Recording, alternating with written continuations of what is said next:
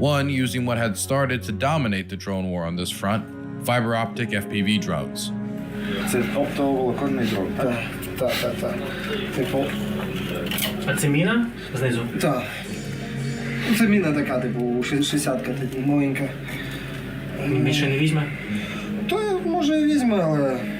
Написано на 10 кілометрів. Так, тут є різні, типу, катушки, є там на 10, є на 15. Це десятка конкретно. У нас виробники поки що не навчилися робити дуже хороші катушки, поки що вони всі вчимося. А? Вчимося. Ну так, вчимося. Типу. Поки що часто буває таке, що обриваються, типу, ну, але вже стає потрошки краще. These are FPV drones that, instead of broadcasting their video signal through a signal transmitter, instead are connected directly to the crew through an extremely long fiber optic cable that spools out of a container on top of the drone. This allows an uninterrupted signal to the drone that cannot be jammed by any jammer. You can only physically take it out by shooting it down or somehow cutting the wire, meaning less problems for the drone crews flying them, which has made them quite popular for those flying FPVs and unpopular for those dealing with them. One side effect of their ever-increasing use is that fiber optic wires don't disappear after. They drape across farm fields like a crop of their own and hang from the trees they get caught in, as is the case on the streets of Pokrovsk City. Many compare these to spider webs. To me, it looks like the world's worst fishermen came to Pokrovsk. As we returned to the surface, staying near abandoned buildings for cover, signs of life started to show itself. Як тут зараз в Покровську вам живеться? Доброго дня вам. Ми пішли по ділам. Як тут зараз в Діла в Покровську? магазин пішли. Як бачите, гарно бачите. Local civilians, some passing by in groups of two, others huddled together surfacing, who are staying in groups for safety. One woman stops by with her bike, with enough space to carry water, as she checks on locals. At this point, staying anywhere in the city is dangerous, but so is evacuation. Still, if organized in advance, some select aid workers will still try their best. My fixer gives the contact information of one of these potential evacuators to an elderly woman living underground. It's well past the point for anyone to leave safely, with every route into and out of the city strewn with destroyed vehicles. Some of the few residents we saw pointed us in the direction of shallow graves. The local dead are often not evacuated. There are not many who would risk their lives to evacuate those who are already dead here when the living have it hard enough. Instead, they are often buried in the front yards of their former homes by their remaining neighbors. The hope is that the artillery won't kick up the gravesite during the fighting. The cross was already knocked over. We started back towards our position, staying near buildings and underneath where the urban trees were most dense between apartment blocks. Still, we had to take shelter from drones, now more prominent on the battlefield than at any other stage in the war. And it isn't slowing down. Drone.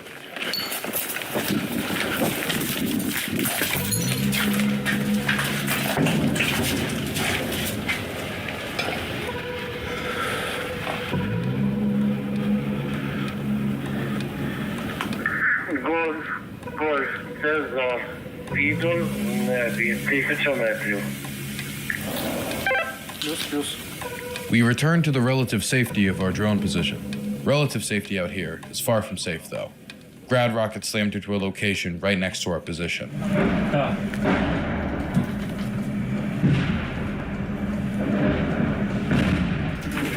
Давай закриємо.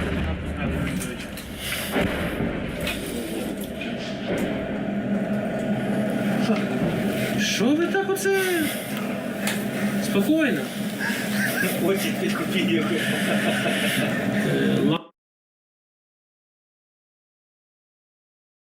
Hello, everyone. That was the sound of grad rockets slamming into our position in the city of Pokrovsk.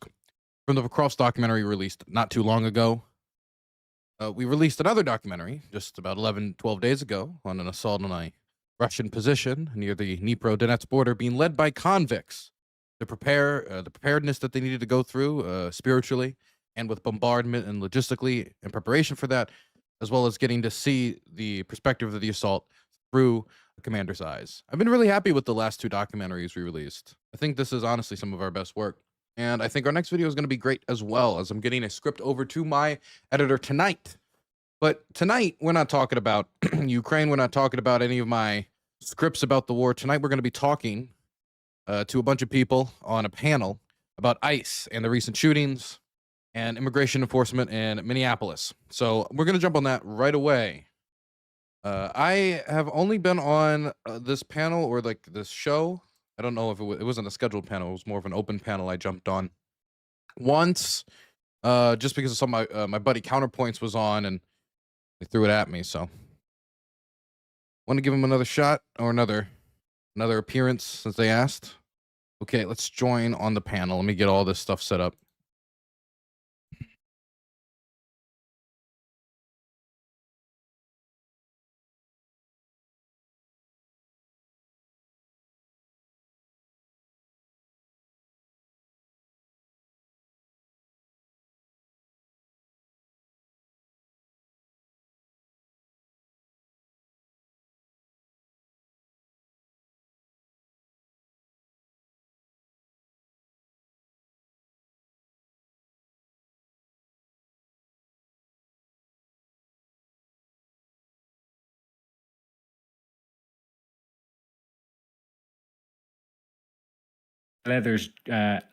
Heath Ledger's Joker, like, could convince a Christian that it is Christian to do the whole like anti-natalism thing and all this kind of shit. Yeah, and I get you. What's like up? how dark it can get. What's up, Dylan? You there? Yes, I'm here. 1 second. I'm just setting it up on stream. How you guys doing? Oh, chilling, bro. Awesome. But what do you call it? What were we talking about before this? We're talking about the Jews? villain, the Just Jews. villain archetype, the trickster against the Jews. That's what I was gonna ask. Like, they did make Loki into a binary or something like that. So are you now binary, Teriak? What you mean a binary? I don't know what that is, but I think they turn them into like non-binary in the Marvel universe. Oh, the Marvel comics, bro. Remember? They completely bastardized it. Like, that's why I say, like, they ruined, like, the Loki in Norse mythology versus the Loki that was in the movies, at least, is a complete bastardization.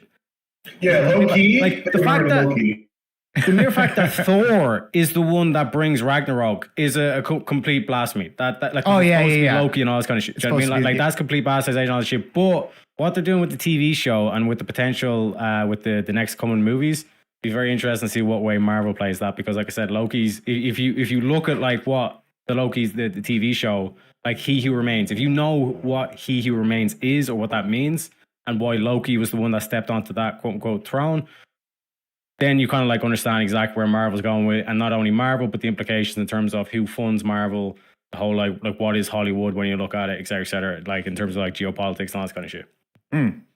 I think the Loki from the TV show is now the Loki from like the original Avengers movie, right? It's not the Loki that we knew that got killed in, I think, Avengers Endgame or whatever it was. So the lore of but all the that variant is- shit and all the stuff. It's like the Rick and Morty. It's like, is it actually Rick and Morty and all this kind of shit? But yeah, like technically, this is a different Loki that we're following. Yeah, Can I it's ask an a alternate production timeline. question? Yeah, what's up, bro? I see that our faces are like on it twice. I see there's also like what looks like a phone dimensions. Are we also like streaming on like TikTok or something? Oh yeah, okay, yeah. So YouTube, YouTube, yeah. you can hide it, by the way, on your side. There's a hide button there. Is there? I But didn't yeah, know. it's a vertical one that YouTube is doing. So we're gonna stream it vertical as well as horizontal. Got you. Okay. Yeah, and that's for like people that are scrolling through and shit like that. You know, Doom people scrolling, like to gotcha. watch. Yeah, doom scrolling. Where's the hide button? It's like it should be on the left, bro. Right next to. I do not see that. You don't have a hide button? Hold on. All I have is a full screen. Yeah. You guys don't have a hide button. Okay. Yeah, I don't think it's optional for us, but it is optional for you. It's option. Okay, my bad, guys. But if you make it big, it should go away, and so the audience. We're stars. your We'll be audi- big. Yeah, just FYI. So I think that's why. That's why y'all. I thought maybe you guys had the option to hide it. I do have the option to hide it, but I gotta tuck it back into second gear. That's it. There you go. Do it like when you're wearing your bikinis. You got to tuck it. Finkel is Einhorn. Yeah. Hey Dylan, I'm messaging your debate partner, Flow State or Dusty, Powder Sure, yeah. Dusty. and he hasn't gone back to me, bro. I don't know where the fuck he's at. I've been messaging him. So I don't know if he's backing I'm down. fine by myself. I'm, Are you good with a 1v? Yeah, with a 1v2. If that's he perfectly doesn't- fine to me. I mean, like I assume like Tyler and Tarek aren't the same person. They'll have a different perspective on it, even if they're on the same side. And I'll have my own perspective. So it is what it is. Okay, all right. I asked Soypill if he's busy. He can probably jump in if he's not. If you have a different partner in mind, for it, because he's already 11 minutes late. So. You can put like, do you want to push the start time back like 20 minutes to see if we can get like someone else like to make it 2v2? Because it's like 1v2 is a bit kind of yeah. really good I know for the audience if you get me. I know what you mean. I could wait 20 minutes, but could we have like a mini conversation about something else then, as we wait for something else to come, so we're not just like kind of talking about Marvel lore or? Yeah. No, let's do that, man. I'm gonna try to message. 100%. I guess I could see if Ferb. Originally, I was gonna get Ferb on here. I'll message him if you're down with that. Yeah. I'll hit him up, see if he's. I was messaging him the other day, so Whoever you mean, I don't know who Ferb is, but you know, I love Phineas, so I love them both together. So I'll take either or. I hit up a couple people in my Discord as well, Castle and Com and Soy. But let me hit you with this, because this is the spicy take I'll be going with recently. Women should pay on the first date. What do you think, gentlemen? I mean, I wouldn't. I don't necessarily do that. I haven't been on a date in a while. I'm married, but I would say no. No, I think that it's not good. All right, but you're both, like, let's say you'd aim for traditional women, correct? Generally, I mean, to marry, not to fornicate with. No, I look for loose women if I'm trying to smash. Yeah, but if the goal was, let's say, marriage, like the noble goal of like the nuclear family, is like that's society, all this kind of stuff. You'd want like a traditional woman, but the modern day gal ain't really traditional. Like, that's not like the overrepresentation. You know what I mean? So in terms of traditional treatment, the chivalry and all this kind of stuff of like the man paying, you know, opening the door, the red carpet, all this kind of shit. Why are you proving yourself when it's like men are not really in question? You know what I mean? It's the women. Like, think about it as an interview. Like, when you're going as an interviewee, you know what I'm saying? Like, you're the one that needs to impress. But if you're the interviewer, you don't really need to impress. But don't you both have that role? You're both an interviewer and you're both an interviewee. Yeah, this is the thing. Like, oh, we're like, why don't we do the half and half? But that's the feminist thing. That's how I do. I've always done the half and half. Like, I pay for one date, they pay for the next date. Flip flop, flip flop. Yeah, that's not too bad. I got somebody that would join Castle. He's a left winger from Grid streams and such. He's pretty good faith, pretty good peoples. Okay, is he okay? Castle. Hold on, just let me message Ferb, because I mean, originally I asked him, but just give him like a little bit of time to see if he messages back, and if not, we'll get with Castle. Just out of appreciation for him, because he did say that you know. I told him it's not 100%. I got to run it by you guys first, but he said he's available if you need. Okay, cool. At least we have somebody there for an emergency one. But we'll see. But yeah, do you have I haven't booked panels in a long time. Do you have backup reserves usually? And like yeah. And do they also end up canceling, or you also can't get to them at the moment of truth? Sometimes you can't, bro. That's the thing. And usually Ferb's good at messaging back pretty quick, but again, I mean, sometimes they'll get back to me 5 minutes, 10 minutes later. So that's the only thing. But if we already got somebody there for Tyler, we'll give it one more minute. If not, fuck it. We'll go with Castle. He said he might be busy. He's doing the horseradish tonight, and I'm sitting that out this evening. So that he might be busy, but is he still down to do it? Yeah, he's judging. I don't. He might have to leave early, so that's just not going to work. Probably. I can ask more. Tyler, I say this as your friend. So you invest in the suit, but you don't invest in the mic. I have a really nice microphone. It's just fucking. I don't know. My setup sucks. He needs more furniture. Yeah, I think is the main thing. Yeah, I just moved. This room is pretty fucking empty, so it's not doing so well. I'm gonna get all that shit eventually, but we're still moving in, still buying furniture for the rest of the house. So it does sound like you're taking a shit, though. I'm not gonna lie. I don't drop that. Sounds like you're in the bathroom, bro. Yeah. I Yeah, leave. if you drop that back screen, I guarantee you there'd be like a sink or something like that in the background or something like that.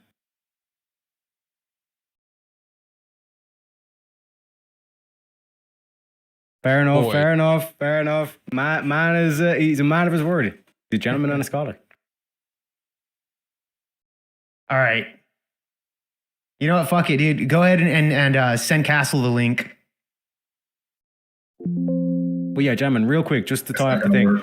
If you do the half and half, then that's not the traditional thing. And then, like I said, if you like think about the woman that like, if you get the yes where you're paying, right? Dylan, You don't really know.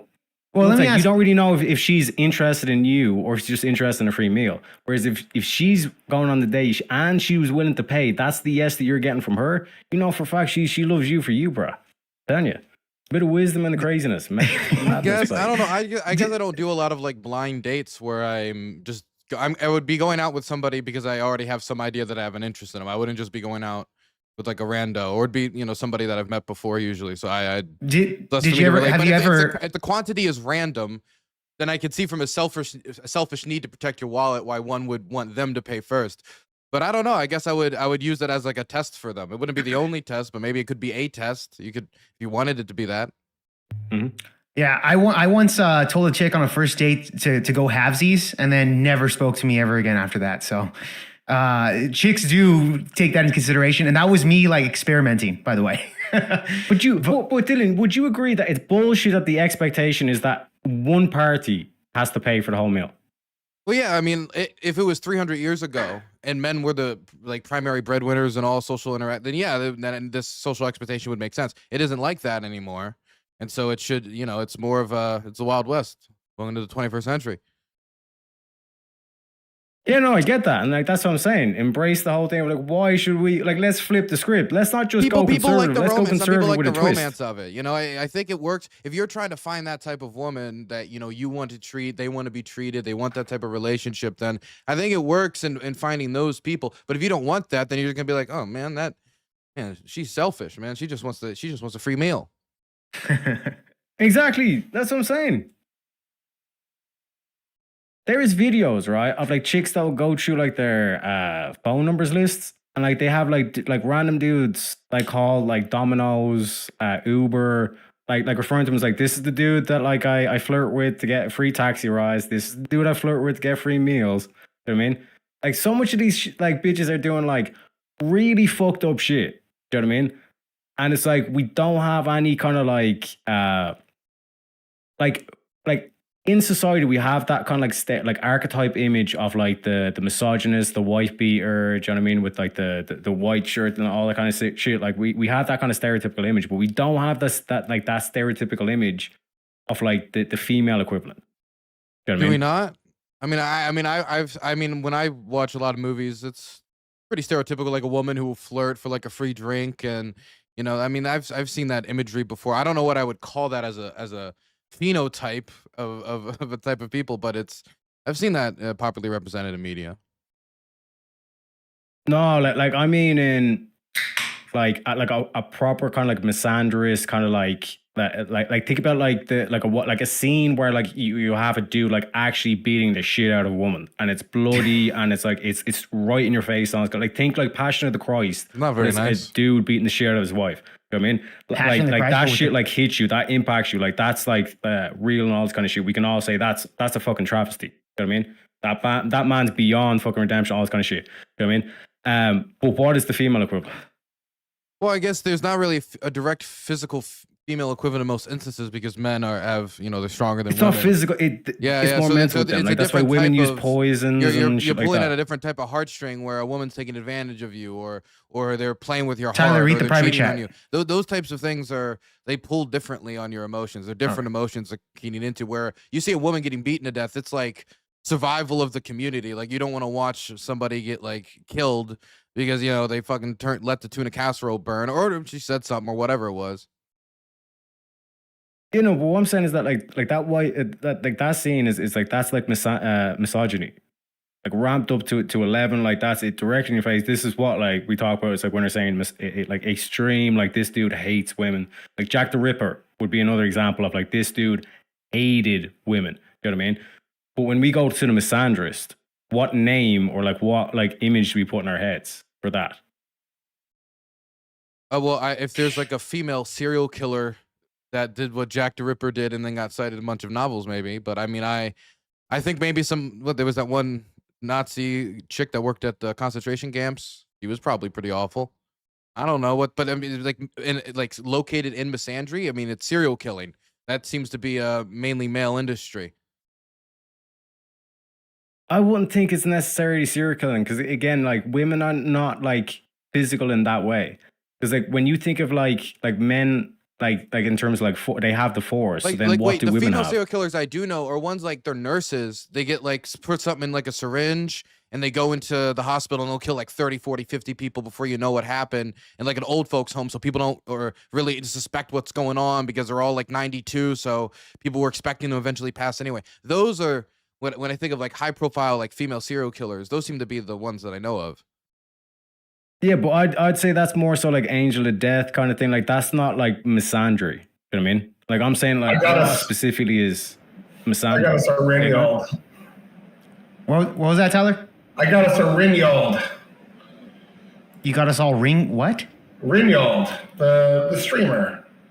Okay, let's do it. This Bring is what them I'm in. saying. These motherfuckers need to start using proper names. I Yeah, don't like, care what if you the call hell is yourself Bob or some shit like that. Just like a normal call yourself name. Bob. Like, Yeah. I mean, I don't even know if a person's being referenced half the time. That's one of my like- problems too with some of these streamers too. There you go. We got him in. There you go. Perfect. How do you say your name, bro? Ringyald. All right. I'm gonna have trouble saying that. So forgive me, bro. Ringyald. Oh, good. Okay. Ringyald. Maybe we can cut the intros down to 3 minutes or whatever, since he's coming in unprepared. Yeah, I'm fine with that. We could do a 3 minute, or we'll do a soft 5. I didn't know we had intro. Just yeah. Well, the intros are just going to be you guys introducing yourselves, etc. After that, I'll give you guys about 5 minutes each to do an opening of your thoughts on the matters over there in Minnesota, and then we're going to go into open dialogue. Everybody yeah, cool we with go that? first to make it. Yeah, do we want to go first because then it gives them they can like fill out their openers with like already rebuttal and all this kind of shit, and then that puts us perfectly into the open. Perfect. We can do it that way, man. All right, guys. Let's take a piss real quick. Go for it. We're gonna play a 2-minute intro for you guys, and then we'll shoot back here. All right. So I'll see you in a bit.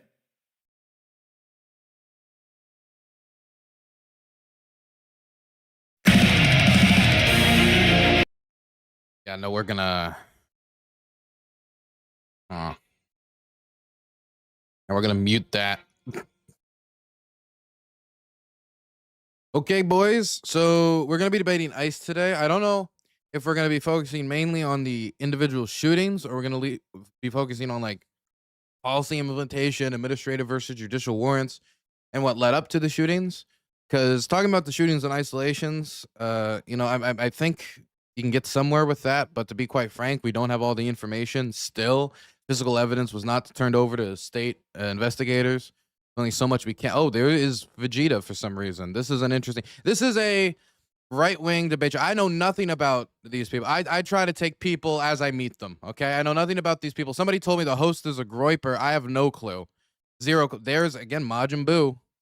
Majin Buu Vegeta. I didn't watch the show into that far. I stopped like right as Cell came around. I think that's when I said I'm done with this. So I have no. So I think he gets possessed by a Buu or something. I have no clue. Anyway, so we're supposed to be debating ICE and the shootings, I'm sure, but I think it's going to be a focus on a lot of the policy as well, because obviously to talk about the shootings without how ICE is behaving in these communities is in isolation. Interesting too, because again, I'm flying out to Minneapolis this Monday.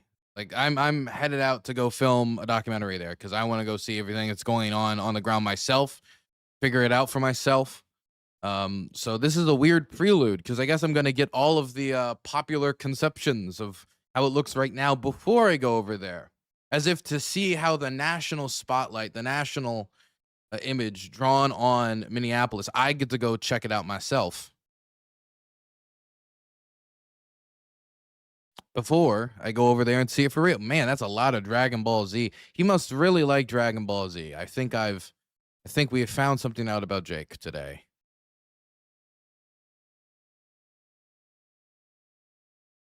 I'm offended right-wingers would use DBZ. I mean, DBZ, dude, everyone uses DBZ. It's like the anime. The animated series. Okay, I think we're about to start. I think we're right about to start. And he really, I mean, I don't know. I used to put on music from Lupin at the start of my stream, so I have zero room for judgment, to be quite frank. Okay, I think we're starting. Welcome, everybody, this great Saturday night discussion, debate, whatever the fuck you want to call it. Doesn't really matter. But today we got a great panelist with us today. Actually, two people here. Dylan Burns, who's never actually been on Project VealPod, his first debut here. Really happy to see you here. And Rinyod, which I believe that's how you say your name. Also a newcomer here on Project VealPod. Happy to have you as well, man. With that being said, let's kind of dive into this. This is going to be the state of Minnesota versus Donald Trump and all of the chaos that's been going on over there. But before we get into it, I want you guys to kind of introduce yourselves to the audience, see what you're about, etc. We'll start with you, Teriak, just small introductions of where everybody can find you. My name is Teriak. I'm a leprechaun. You can find me over the rainbow. My mom took Tylenol. I do memes, gaming, and a show called Wheel of Madness on Fridays and Saturdays, Thursday nights, really late Thursday nights, early Friday mornings and Saturday mornings. And yeah, that's basically it. Tareya Yak, AK. Sorry, fuck's sake, already fucking up. Yeah, on YouTube, all that kind of shit. X, all the socials. That's right. There you go. There you go. Tyler, go ahead, my friend. Average debate enjoyer, just recently moved to YouTube, trying to hit that monetization. So come on over and press that sub button. I try to cover politics like John Madden covered football on YouTube. When you see me on X, I'm usually being an asshole for shits and giggles. So generally, classically fall on the left. Modern day politics kind of fall on the right, but pretty damn close to the center and way up at the top of the authority part. So yeah, let's go.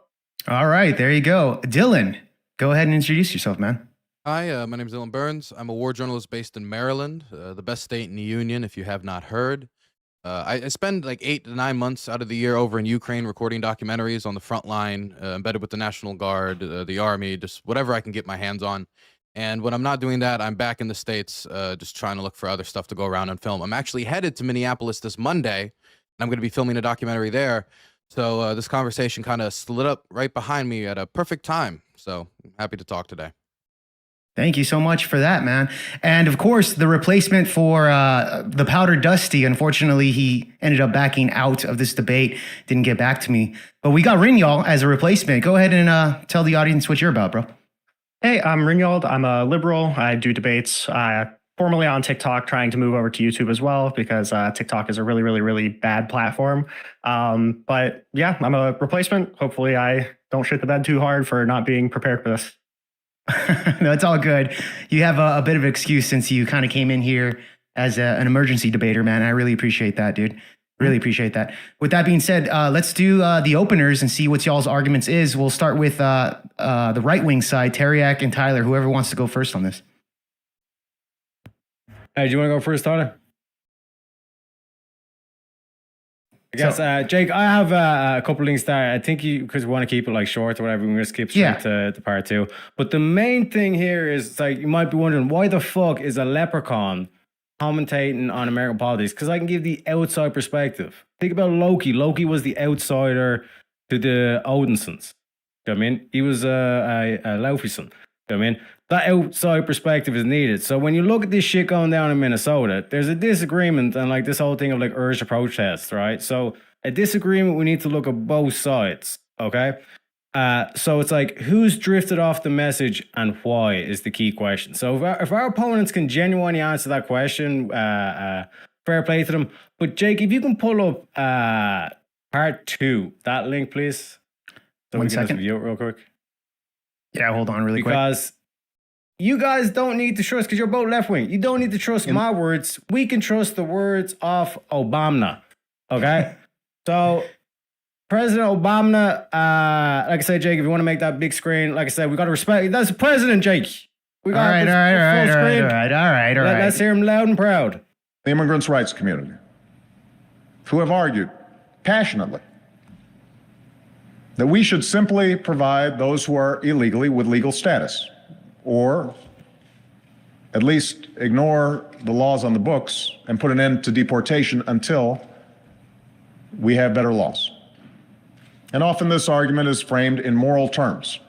Why should we punish people who are just trying to earn a living? I recognize the sense of compassion that drives this argument. But I believe such an indiscriminate approach would be both unwise and unfair. It would suggest to those thinking about coming here illegally that there will be no repercussions for such a decision. And this could lead to a surge in more illegal immigration. And it would also ignore the millions of people around the world who are waiting in line to come here legally. Ultimately, our nation, like all nations, has the right and obligation to control its borders and set laws for residency and citizenship. There are those So in the immigrants' rights. Clip, right? Yep. So like that's the first thing. So you guys even got to compete with your own president. You know what I mean? These aren't even my words. So I don't want to hear no like thing in terms of like representing myself, all this kind of shit, right? That's numero uno. And before my opponents even tried to play any sympathy cards and all this kind of shit and like all like think about Charlie, all this kind of shit. Here's a demonstration exactly of what I predict is going to happen. Jay, can you please play the third clip and make a full screen? Yeah, I got you right here, bro. Hold on. I've seen this one. It's hilarious. Caring for people was at the core of who he was. He was incapable of causing harm. Alex carried patience, compassion, and calm as a steady light within him. Even at the very end, that light was there. I recognized his familiar stillness and signature calm composure. Caring for people was at the... All right, there you guys have it there. This shit where this dude was an angel, he was incapable of harm. Why the fuck is he going and spitting on federal officers and kicking their fucking taillight out to begin with, to the point where he's going against what Obama was saying just before Trump was in office? So like in terms of like the ridiculous that we have here, I'd like to again frame it, like I said, because we just have enough time. Jake, would you please play the first clip as well, if you just have enough time? Yeah, we got enough time here. All right, let's play this one. So I think we got to have tough conditions. Tell people to come out of the shadows. If they've committed a crime, deport them. No questions asked. They're gone. If they've been working and are law-abiding, we should say, here are the conditions for you staying. You have to pay a stiff fine because you came here illegally. You have to pay back taxes. And you have to try to learn English. And you have to wait in line. All right, there you guys have it there. We're not going to do this gaslighting of we're far right, you just hate the immigrants, etc., etc. These are clearly the radicals that have shifted fucking 3 octaves to a next level of extremism. They are the extremists, not the people that want to preserve their culture. All right. With that being said, thank you so much for that opening statement, Kyriak. Tyler, the floor is yours, my friend. All right, so I take most of my analysis from the pink coat ladies video that starts about a minute and a half before the conflict between ICE and the 3 people in the road kicks off. There's still a question in my mind about the first shot, and I think the investigation being done by the FBI is going to clear that up for us, where it came from and why it was done. But other than that, I think that all the actions taken by ICE against Priddy were justified. I'm a Clinton Democrat that voted for Obama, the deporter-in-chief, and Hillary myself. So in that video, we see 2 women approach an officer who is getting into his vehicle, and they stand on the left side of the vehicle, the only egress for that vehicle to pull out. That is blocking the traffic while they're also standing in the middle of the roadway. These people blocking the roadway, what that does, as the courts have said in multiple different rulings, when you stand in the roadway, you are creating a more dangerous, hazardous situation for officers. Now, that doesn't automatically give ICE the authority to police that.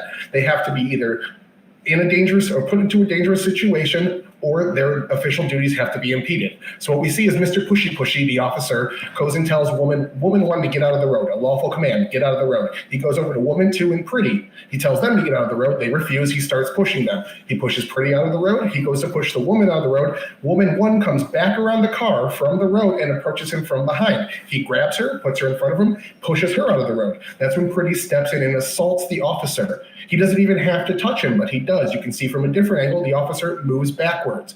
Multiple courts have cleared officers using this lowest level of force, which is open-handed force. They have let these officers retain their qualified immunity, and I have multiple examples of different case rulings that do that. This is based off the totality of circumstances, and this comes from Graham v. Connor, which I'm going to get to as well in the body of this debate. The chaos of the situation is also another circumstance. The loud whistles, the screaming, and all the chaos going on around them affected their communication. But why are CBP and BPA even there in the first place assisting ICE? That's because local police and local state law enforcement were nowhere to be found. They were not arresting people that were doing crimes. They were being called off. We saw the National Guard called in to hand out donuts and coffee to the protesters, which again, 95% of the protesters were there being peaceful. This is a small handful of people being violent. They're organized on a signal chat that was exposed, telling people to obstruct traffic. All 13 states that are currently ignoring federal laws to deport illegal aliens in the country are culpable here. They are somewhat to blame in a moral act. Now, legally, they're not compelled to, and this comes from a Supreme Court ruling actually written by Scalia about gun rights.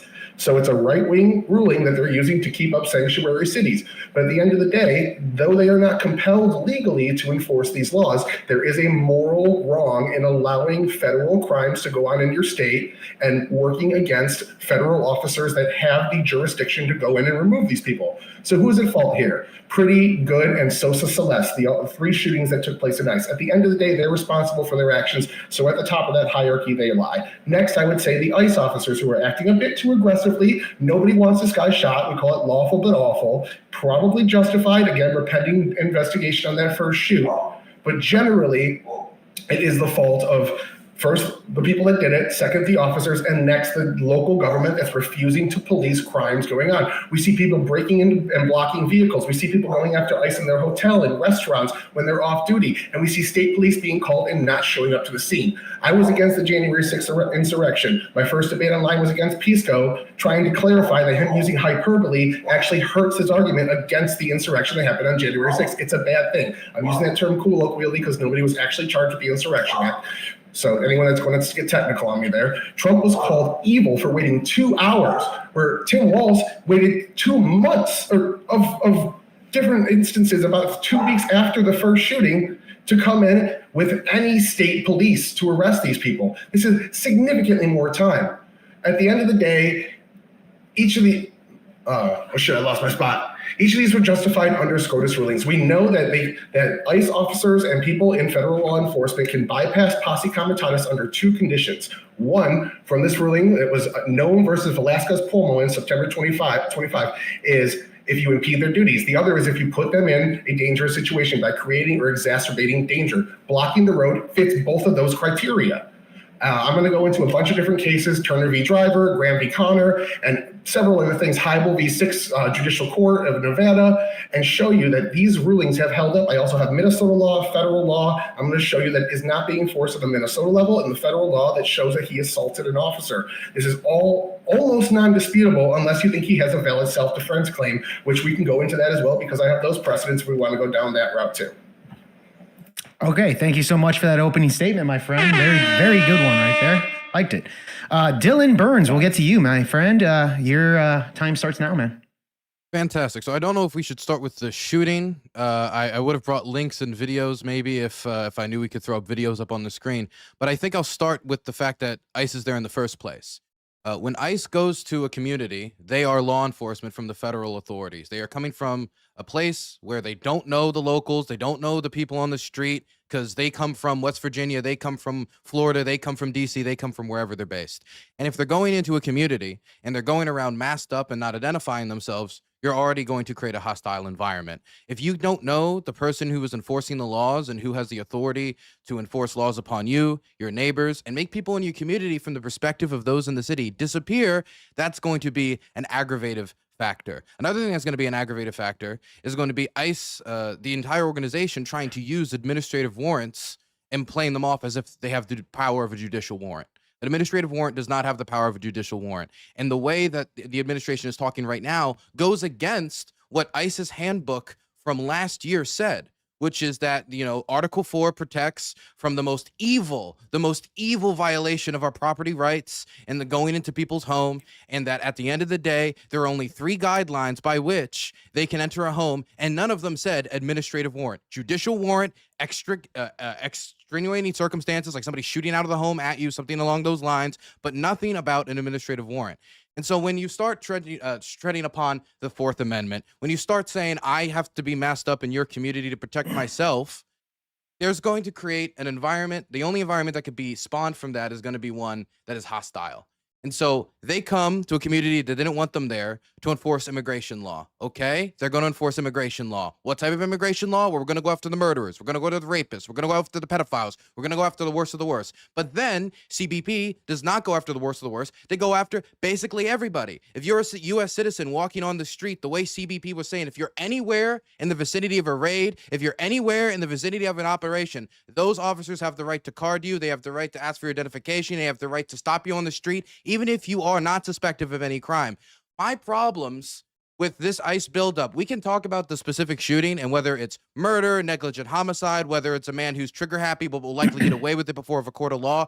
We never had to get to this point in the first place. We could talk about local authorities rejecting federal authority, but any high road that Republicans could have claimed from federal authority is disregarded when that federal authority acts in a way that they don't have the powers to act. When they say, we have the power to ignore the magistrate. When they say we don't have to identify ourselves. When they say we can shoot people in the street and then disregard local authorities in their investigations. We don't need to turn over physical evidence. We don't need to do that. You just need to accept that when the bullets hit your body, you turn into a domestic terrorist. And it's not going to be helped that every single time one of these shootings happen, or any type of really any tragedy that blame could fall with the administration and their policies, they immediately get into the blame game. I saw it first when I was in the DC area, and a bunch of our locals got killed after the Ronald Reagan National Airport disaster and a helicopter colliding with the plane. What's the first thing the president come out and says? It's woke. It's woke that did it. It has to do with affirmative action hires before any investigation was done, before any type of look into, what actually caused this disaster had occurred.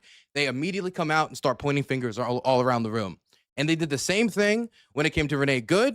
And then they did the same thing when it came to Alex Peretti. That Alex Peretti was going to go there and he was an assassin. He was going to do a massacre. And then Trump started talking like a pistol was this type of with this very powerful pistol with the extra magazines. My God. He was talking the way that I expect any Democrat stereotypically to talk about guns from a Republican perspective. And so I think right now the Republican Party wants to move away from this very fast. The reason Homan was moved in there as essentially not a white flag, but almost like a truce message. Like, look, this is not doing well for us. The polling is showing that for the first time in American history, a plurality of Americans wants to see ICE abolished. 5-10 years ago, somebody says ICE is abolished. What does that mean? That means you don't want immigration enforcement. That means you don't want borders. That means you don't want any type of America to really enforce its immigration laws at all. And that is a type of weakness the American people did not want. But now, because of the actions of the Trump administration, a plurality of the American people for the first time want to see ICE go out the window. They're able to make a distinction between the organization and the existence of immigration enforcement, which existed before ICE's creation. And so right now, we can keep having these panels on this shooting, and we can talk about, whether ICE is behaving in a way that is within the laws and order that we're all supposed to abide by. But at the end of the day, the longer we talk about it, the more of a losing issue it's going to be for the Republican Party, because those videos just don't look good, no matter how much legalese you throw at it. Okay. Thank you so much for that opening statement, Dylan. Very, very well put there. The last opening statement right here, Rinyald. I hope I'm pronouncing your name right? All good, all good. Okay, all right. I don't want to be rude here. I'm not doing it on purpose. Rinyald, go ahead, my friend. You have 5 minutes on the clock. So I doubt I'm going to use the whole 5 minutes. My main argument is just that these mass deportation efforts and by extension, the ICE raids are kind of a problem or a solution in search of a problem. I've never seen like, it seems like the definition of what even is an illegal immigrant at this point is so watered down to the point that it basically means nothing, to the point where people with protected status are counted as illegal immigrants, or somebody who was encountered at the border and turned away as somehow still considered as somebody who entered the country. It's where this like giant 10 million number is. And these kind of lies justify these ICE raids. And I don't see with these ICE raids, you're basically along with it, because if you're looking to do this very quickly over the span of 4 years, you're looking to violate a lot of people's rights, because that's the only way you're going to be able to get this many people out of the country as quickly as possible. You're going to be inflaming the people, because generally Americans just don't like super militarized policing. We see that all of the time. And it's just like, it costs so much money, right? So I think these are three really big problems, especially the abuses of rights, which I think Dylan Burns pointed out a decent amount. With all of that considered, I just don't see what the point of these ICE raids are. And when we see cases like Renee Good and we see cases like Alex Preddy, I don't see why we would expect anything different, because, as I said, when you super militarize a police force, people get really unrestful. And I'm not justifying people rioting, but I am saying that I don't know what we would expect to happen other than these kinds of shootings. I just don't see when we take into account all of the bad things that we're getting from the ICE raids, why do them when we're not really even getting anything in return? Insofar as the particulars of the shooting, I've seen nothing to justify the shooting of Alex Preddy. It seems like that's the general consensus of the American people. Same case for Renee Good. I just don't understand why these ICE raids are happening and why we're willing to compromise our Fourth Amendment rights, our Fifth Amendment rights, our First Amendment rights, all of these different rights, in order to do what? That's basically all. Okay. All right. Thank you so much for that opening statement for the left wing positions on that. With that being said, gentlemen, the floor will be open. Go ahead. Yeah, so real quick, because like again, shout out to Andrew and chat and all that stuff. Like what is Tarek doing? All that stuff is because Tyler's bringing the facts, he's bringing the legal precedent, he's bringing all this kind of shit, and I'm basically preventing him from doing this whole moral argument or trying to do this whole Trump derangement syndrome. This is not just Trump's policy. This was the Democrats' policies before Trump. Okay. Do not listen to the videos. One sec. Do not listen to the videos where you're talking like your own president, like a Democrat president was saying we're like the fact that like there's any resistance to saying we need to deport these illegals that like immigrants that come into the country and are committing crime, we need to deport them. There is resistance to that. What you guys are doing are trying to look at isolated events and just look at the individual event and say this is like happened in an abstract. This is why I showed you the Tom Petty video. Why is he kicking out a taillight of a federal officer's car? And you're trying to act as though, like it's just like randomly ICE is just like gunning down like puppies like in South Park. That's not what's happening in reality. What you're seeing, like what you're ignoring is this is the ICE's problem. You're putting all the problem on ICE and saying, we can't see a problem, but this whole anti-ICE, the violence that they're causing, you're saying, well, hey, like that's just like people will be people. Like you're trying to hold one side to an impossible moral standard while then ignoring all the violence that ICE is trying to prevent.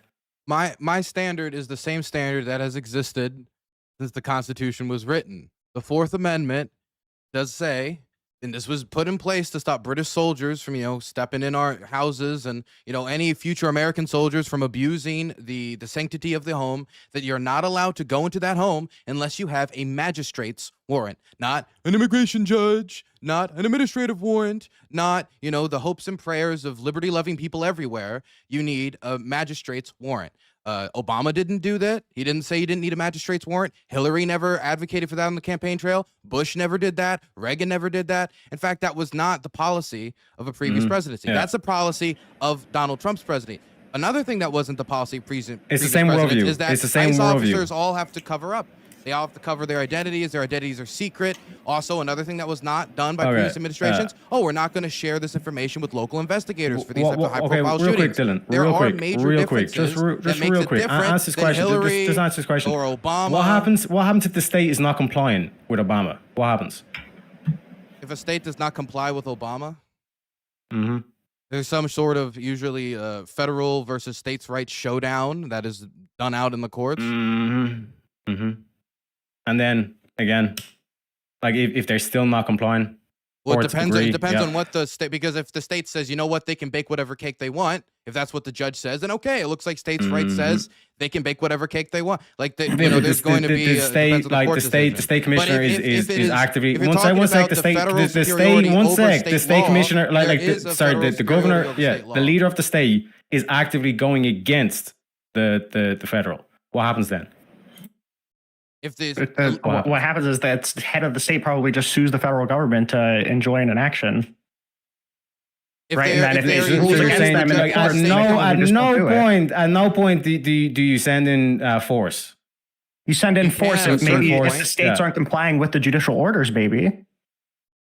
Yeah, so like this whole aspect of I don't know why ICE is here. Like this whole opening bollocks that we have to listen to. It's like I don't know why ICE is here. It's because they're not complying. Okay. We're deporting these motherfuckers, and you're trying to use any excuse possible. Hold on, Tarek. Dylan, go ahead and respond to that. If Tim Walz took the National Guard and he said, you need to stop these evil Nazi ICE agents from Anne Franking all of the people in the Minneapolis area in a way that only he can say, and then he does that, then the federal authorities can come in and they can stop him. This is what happened when, Brown v. Board of Education, when they tried to do integration, they tried to send in, the state government tried to send in forces to stop federal laws from being applied. Federal authority took control and it was over. If that's what he was doing, then they could stop him. That's not what he's doing. He's just saying, ICE, have fun playing, Tom and Jerry with the local undocumented community when everyone hates you. That's the rules. That's not when you sign up for ICE, like that's all they say is like, have fun, guys. Let me jump in here. So yeah, go ahead. When police officers or anybody enters a home, it's not just warrant based. We have probable cause. This is backed up by tons and tons of case law. When you are in a state like Minnesota or one of the 13 sanctuary states that allow illegal immigrants to get licenses, to become documented illegal immigrants and such, you have to register your address. When you are a legal alien and you register your address to get a license to vote in local elections and things of that nature, you are telling the government your address. You are telling your government, I am a legal alien and here is where I live. That qualifies as probable cause to enter a home. Certainly not. Number one, there have been cases where they have entered the backyards and the properties of people where there is no undocumented people registered at that home. That has happened on multiple occasions. So even if we were to apply the standard that you're putting down, ICE doesn't even always apply by that standard. We just had another video came out, something happening in an auto shop. We just had another video come out yesterday where somebody tried to go in somebody's backyard and they said, get the fuck off my property, my fourth rights, literally citing his Fourth Amendment rights, because some Americans are educated about that. But there are certain circumstances where they can't do that. But the instance where they tried to do that, the high profile instance with the man in the shorts where they took the man out, wasn't the correct man, dropped him off in his shorts in the icy cold. These are the profile instances where I think the government might actually benefit from letting the judges do the deciding work. Because so far, they've been pretty bad at it. When they either try to do these warrants themselves or they just try to go out themselves, if they let the judicial system be the check and balance, the Trump administration would have a lot less controversy. During the first term, ICE had a positive approval rating. During the first term, DHS had a 59% approval rating. Right now, they're both in the tank because they're trying to throw off the checks and balances that kept them on the tracks the first term. I would add as well that, like, the argument that Tyler is making that they get probable cause by knowing an illegal immigrant signs up for a particular address isn't even the argument that they make in the memo, because obviously that would be permissible, but that's not the only cases in which they're filling out these I-205s. The thing that they say establishes probable cause is a final order of removal. And then that footnote, they say that the final order of removal isn't even necessary. So like here, they're claiming that just having an order of removal and seeing that an illegal immigrant or a suspected illegal immigrant is somewhere gives them enough probable cause to bring an I-205 to their superior officer for them to sign as a judicial warrant. But that's not how the warrant system works, right? You need an impartial magistrate. Yeah, well, that would be how it's working in the immigration courts. Immigration courts are an Article 2 set of courts, so they work differently than going to an Article 3 judge, and that's what they're using as the problem. No, they're not even going to immigration judges. They're going to their superior officers. The officers are the ones that sign I-205s because that's what gives you the permission to arrest somebody, but in no world does it give you the right to enter a private area. I hear your 3 points. Let me get to Dylan's first, and then I'll come back to yours as well. So Dylan, you were talking about the polling. So defund the police at one point was also something that polls cited to be something that the majority of people approved of. But when it came election time, it turns out defunding federal officers and state police. Can you prove that to me? Prove that to me Yeah, because I don't I can believe show that. you.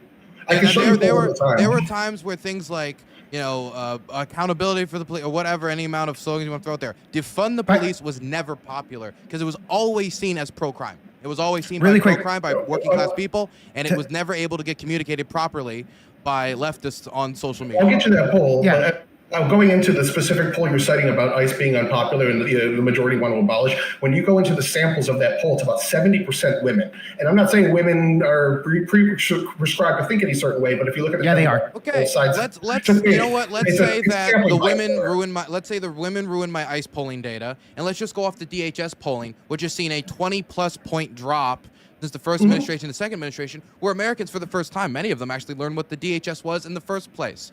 And for ICE, whether or not it's a plurality or it's tied, in the first term of Trump, a majority of Americans wanted ICE to be there. Abolish ICE was seen as a fringe, radical position. Trump has thrusted it into a position that is relatively mainstream through his behavior and the behavior of ICE.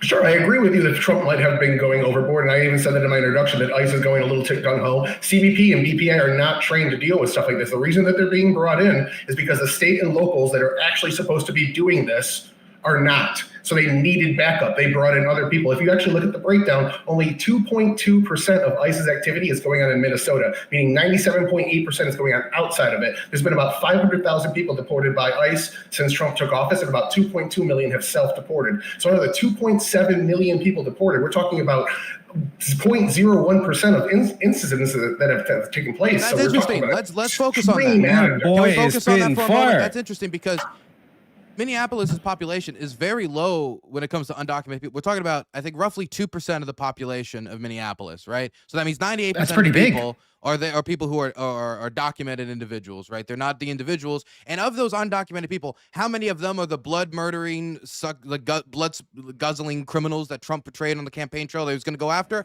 An even smaller percentage.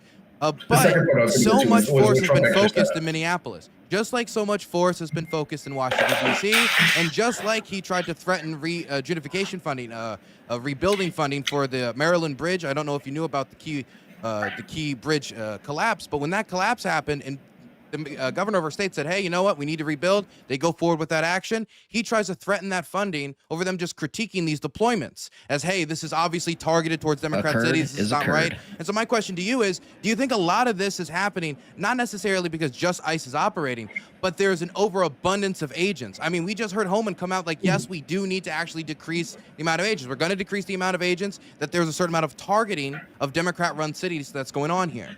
Yeah, so I'll first address what I was going to get this before too. What the Trump administration said what the Trump campaign said before they actually took office, and the administration said is they're not just targeting the worst of the worst. Those were some people. Those are the ones they focused on for the PR narrative. But they also said everybody with a valid deportation order, which is about 2.2 million of the people that were here illegally. So they are focusing. On top of that, they said collateral damage. When we go for those people that we are focusing, when we find any other people that are here illegally on the way, we're going to get them as well, even if they don't fit the top priority list. So just because they're the top priority does not mean they're also not acceptable to be arrested. They're just not the main target. So they are going after exactly who they said. I mean, does it really just one sec.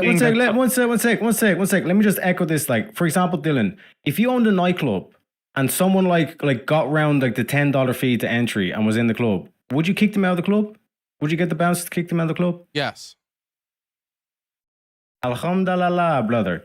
Now, let's say you had to spend $1,000 in order to do it. ICE. One sec. We're looking for justification. We're looking for justification, sir. And when you look at the big picture, Dylan, the main principle that you just admitted to there, Dylan, the main principle there was they're not here like the right way. They need to go out and they need to go and wait in line, which is what Hillary Clinton was saying, which is what Barack Obama was saying. Okay, Hillary and Obama Dylan. That is the justification of why ICE is there. And you are trying to ask that this is not justified whatsoever.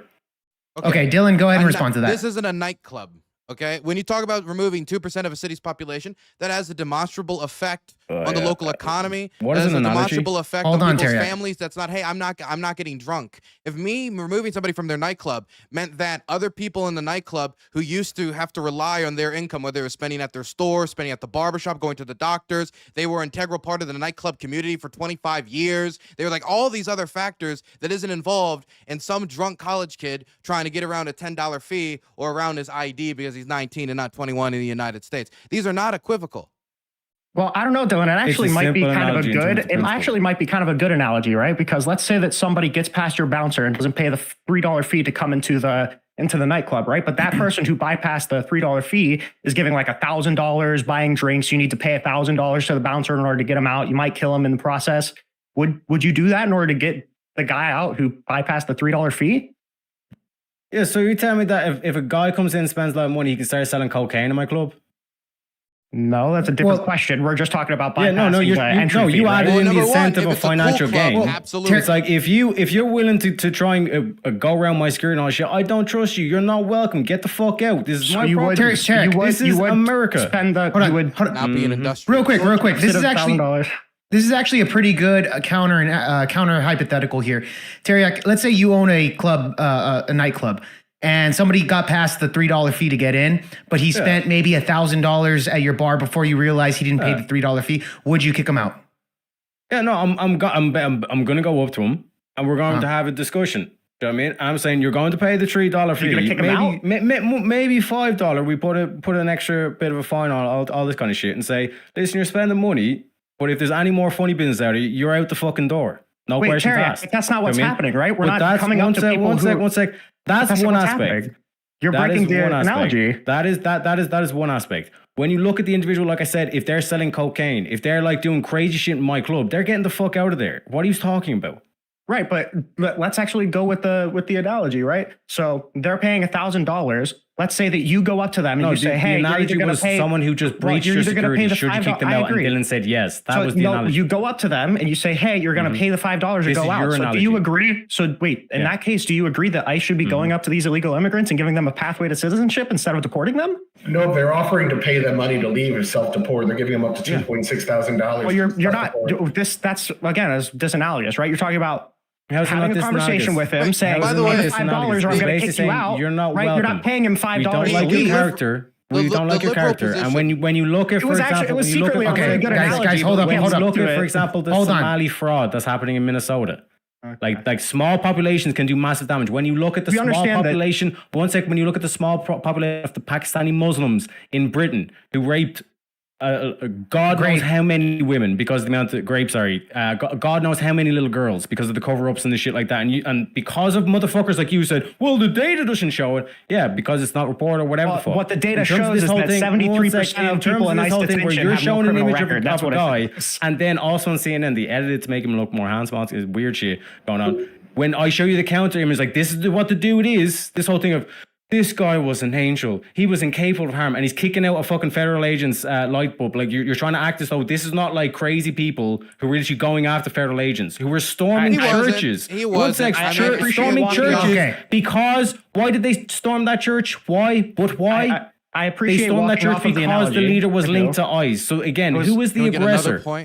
I appreciate who was the aggressor? Wait, real quick. Can I just ask? Ringyal, go ahead. Hold on, Teriak. Ringyal, go ahead and respond to that. You do acknowledge that like roughly 70% of the people in ICE detention have no criminal history? I'll acknowledge that. Yeah, absolutely. Criminal record is not just like going after criminals like that. That's probably not an accurate framing. Just because they're not being charged doesn't mean they're not committing crimes. Most of these people are here illegally. If you're here illegally and working, you're working illegally. But they're not trafficking fentanyl like Teriak was saying, right? There's 70% of them are non-violent. That means 30%, 1 in 3 basically are violent criminals. What are you saying? You're saying, oh guys, you're going over the top. It's like this is actually a good ratio when you talk about like actually going in and being strategic about and all this kind of shit, and you're ignoring all that kind of shit and pointing to the 0.01% case and saying this is a travesty. ICE detention, because when we all saw how you motherfuckers acted when Charlie Kirk happened. So like this, I don't care what makes you cheer because I've seen what makes you cheer. Okay, holy pivot. Okay, hold on. Let's go with Dylan. I think go ahead and respond to Teriak on that, and then we'll get to Tyler. All right, I respond. We got to Charlie Kirk somehow. I genuinely missed the plot how we got to Charlie, but I'll give. Let me give the liberal club trying to do the example. moral. Okay, the counter. You the can't do the idea of moral the liberal shit. club versus the Hold on, conservative Tyler. club. Say it. Yeah. The liberal club versus the conservative club was the you deny the person because they didn't pay the $10 fee versus you let them in anyway. The real version of the liberal club would be, oh, you're in the club, you spent $500, you didn't pay the $3 fee. We're now going to have you pay the $3 fee and become a U.S. citizen over a probate period. Like that would be the liberal compromise position, not that you either let them in or don't let them in. That's why I didn't think that it was a good comparison. It's not because, you know, I would be like a bad club owner. I probably would. I've seen Bar Rescue. That shit's hard. But it's probably just because it's not comparable. But the other thing about it being an angel, the guy doesn't need to be an angel. I don't care if he was an angel. But the fact is, from the majority of the work he did, it looked like he did have a contributive, positive impact on his community. And then for many of the factors that I expressed earlier, he was probably very pissed at a protest and ended up kicking that cop car. That's not nice. That's illegal. In fact, they could have detained him at that point. You want to know something interesting? They didn't. They dragged him to the ground. They pinned him down. Then they backed up. Then they left. And that also shows that it is possible to detain a man with a gun without executing him.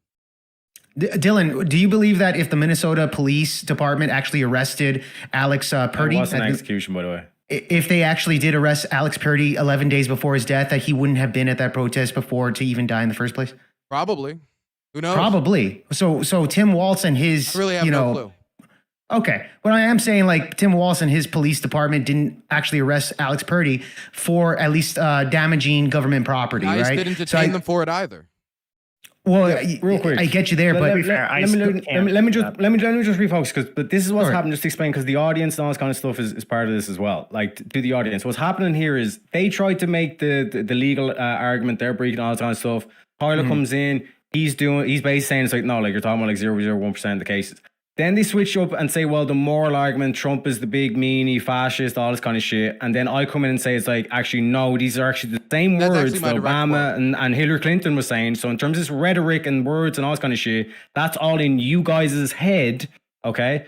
So in terms of like the whole moral argument or the legal argument, they're beat. So it's just basically cycling back and forth at the moment. Well, no, I mean, there's honestly, a huge difference between how the Democrats... There's a huge difference in how the Democrats like Joe Biden or Barack Obama engaged with deportations than Donald Trump, right? Like the aim can be the same. And by the way, I disagree with the aim. All right, I'm gonna be a pick me kind of Democrat, right? But we can say that both of them had the same aim, and that's fine. Democrat. But isn't it kind of weird that like 32 people died in ICE detention, which was like a 20-year high? The last time this happened was under a Republican. The kind of people that like the kind of deaths that we were seeing were like 3 people in 2022, 7 people in 2023, 12 people or 10 people in 2017, 5 people in 2012. Like this is a giant departure, not only from the Democrats' previous endeavors, but also Trump's previous endeavors, right? Like the first year of his presidency, we see a 20-year high in the amount of people that die in ICE custody. We never saw that Barack Obama invoked shit like the Alien Enemies Act, right? We never saw Barack Obama saying that administrative words can be used as impartial magistrate words. It literally says in the memo, a part of DHS, that there is no historical precedence for how they are using the administrative warrants, right? So to claim like all of this is the same thing, it's just not true. So I agree with you because as you were saying in your introduction, the word illegal immigrant has been watered down. It's been watered down for different reasons on both sides. Under Barack Obama, the term deportation meant people turned down at the border. What we're seeing under Trump is ICE deportations are skyrocketing. Trump has surpassed Obama's 5 years of ICE deportations by about 5 times in 1 year. ICE deportations are massively up. So if we're seeing significantly more ICE deportations, we're going to see significantly more downsides. Like, as you said, the highest number, I think was 26, you said, of people dying in a single year. So yes, absolutely. 32 this past year. So when you're seeing 500,000 ICE deportations, which again is 5 times more than Barack Obama did in 5 years, his first 5 years in office, it's 5 times more than that in 1 year. Obviously, yes, you're going to see about 5 times as many other instances of bad things as well. 100%. But we agree that the two parties tackle these deportations in a completely different way. So the ties to Barack Obama is probably a little disingenuous, right? Because it's the pathway to getting to the same aim. I'm using your argument here. Sure, and I appreciate that you agree with me, right? But Teriak, do you agree that the two administrations are going about the deportations in a separate way? No, I want to go back to the bullshit you were talking about, the deaths in the ice police. What's the hold on, one sec. What was the total number? I'm not letting him get away with this. What was the total? He even referred to it as an execution. It was like the craziest shit ever. But he did ask a direct question, Teriak. He asked a direct question here. Let's kind of answer that question, then you can go to your next. Sorry, what was the question again? We agree that the two administrations are going about the deportations in a different way, so it's okay to be mad when one administration does it and not when the other one does it, right?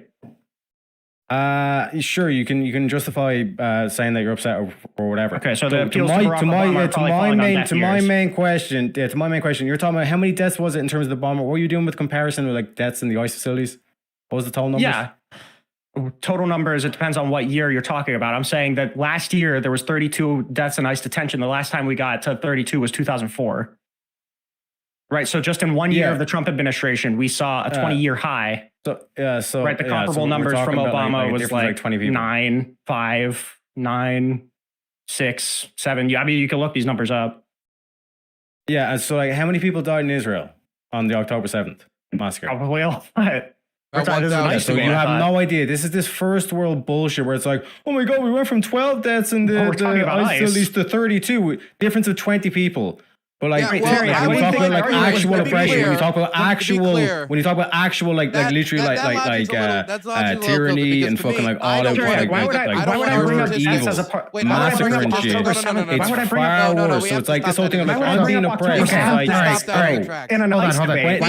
20 people died. Hold on. I don't want to sway to October 7th or Israel right now. I think that's kind of a minimal thing that has to do with. I'm trying to put it in perspective. I'm trying to give the audience like perspective. Like they're trying to say this is an unbelievable. This is a crisis of a thing. But it's like when you look at the actual things within one day, how many people died in that one conflict? How many people have died within one day of when the Russian-Ukraine thing kicked off? I'm prepared to talk about October 7th. I came to say this whole thing of weird in like luxurious fucking okay, all right. Wine mom, bro. All right. I want to wind it back to the footage that happened with Alex Purdy about kicking the tail light and everything like that, etc. I want to sway to the debate here. Was Alex Purdy justified with the shooting, or was it a bad shooting? Let's shoot it out to that. Let's shoot it out to Dylan. Go ahead and make your argument. Was this a bad shooting, good shooting, neutral, etc.? Dylan, we'll shoot it out to you. Tyler, you got the response afterwards.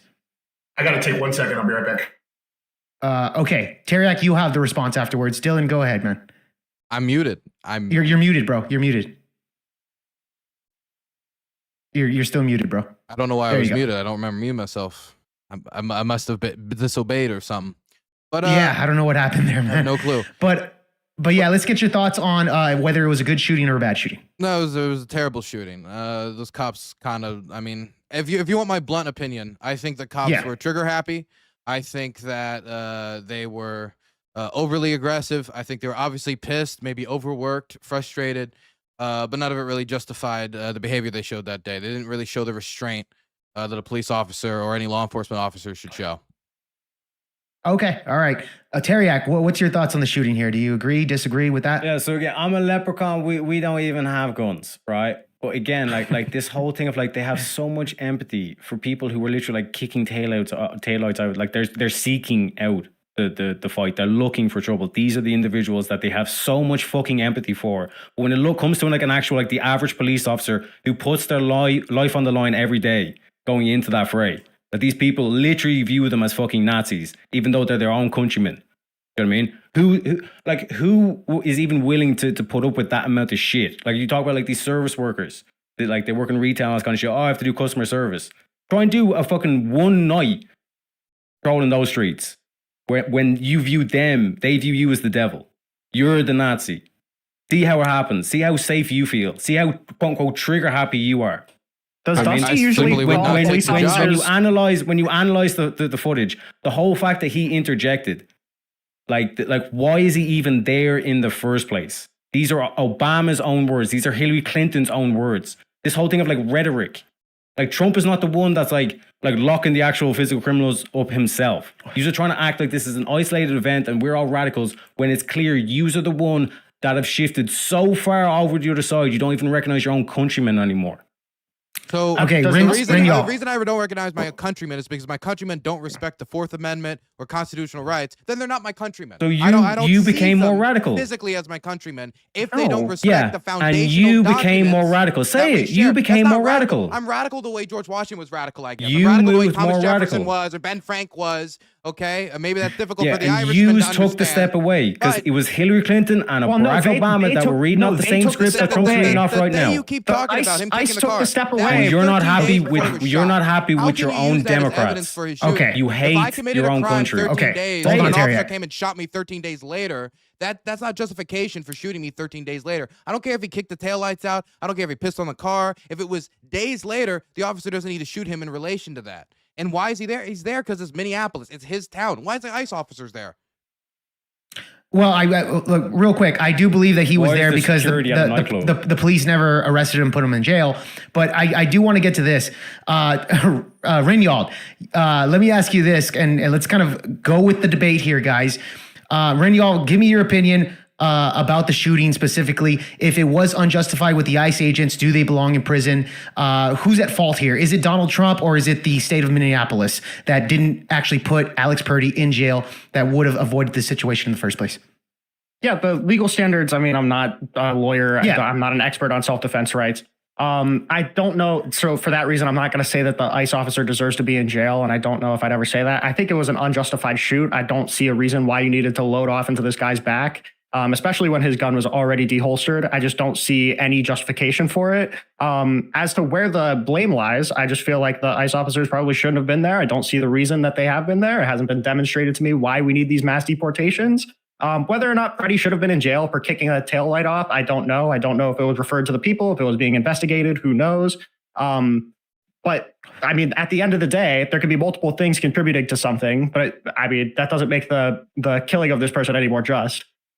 Okay, fair enough on that. Tyler, I want you to respond to that. As far as the justification of the ICE shooting, was it a good kill? Was it a bad kill? And who's at fault here? Is it the state of Minneapolis or is it Donald Trump and his ICE agents?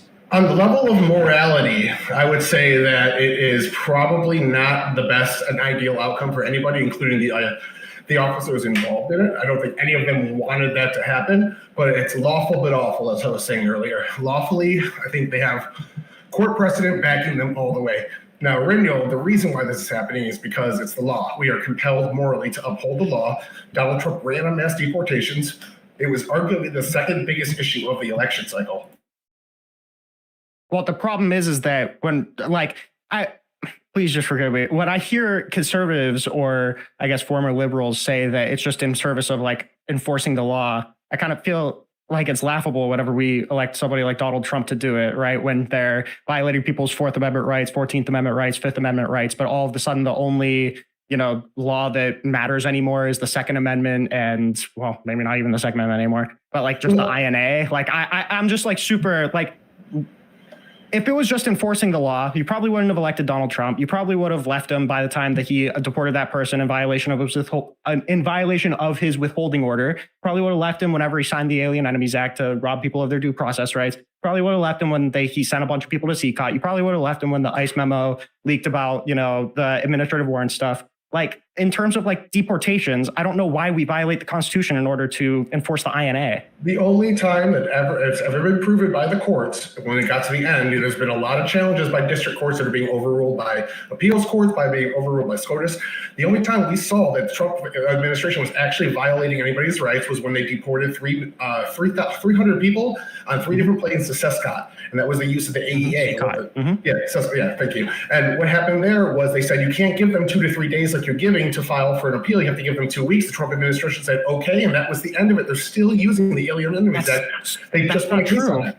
That's not true. They just want a case. It wasn't the court didn't say, oh, you're not providing them with the 2 to 3 days of notice that they need. The problem is that the notice that they were given was none. These people on the plane asked to talk to their lawyers, and then they said, oh, you will, and then they shipped them out the same night.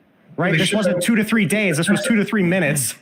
They were under the premises that since they were labeled a domestic terrorist group, that they didn't have to give them the same amount of time that they give a normal criminal. The court said no, and they They stopped. didn't have any time. They didn't have any time. Every other claim about people's rights being violated has yet to be adjudicated by the court. So The alien enemies class never had any ability to file for habeas corpus, like the Trump administration conceded in court that they have the ability to do. There was never any opportunity. They never got to talk to the lawyers. The lawyers didn't know what district they were being held in. It wasn't a case of.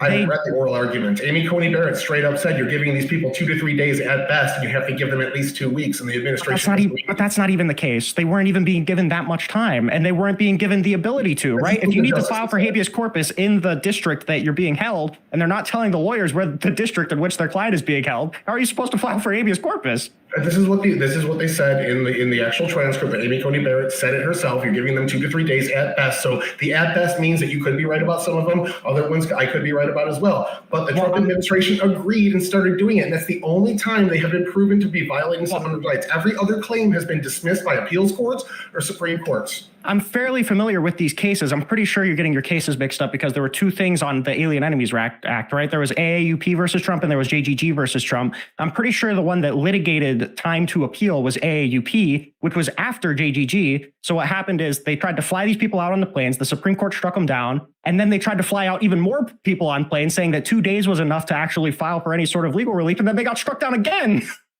Well, the first planes left. They were struck down on. They weren't allowed to fly those planes out there. That was the Boasberg case, and Boasberg's actually received 1 writ of mandamus, and he's currently in litigation to get a 2nd writ of mandamus, which is the highest discipline you can do against a district court judge for ignoring the Supreme Court. But you understand after JGG. So if anything, the Trump administration's rights are being violated by district court judges significantly more than the Trump administration's violating illegal immigrants' rights. You understand that JGG was kicked down because it was in the wrong district, and then it got brought back up again in AEUP, and that was the one that litigated the amount of notice that was necessary, right? So that's 2 different cases. That's not one. And the JGG class, the Coney Barrett quote that you're talking about is from the second one. So the first one, they weren't given any ability, right? There was no meaningful ability to actually file for any of this, and it was absolutely done in bad faith.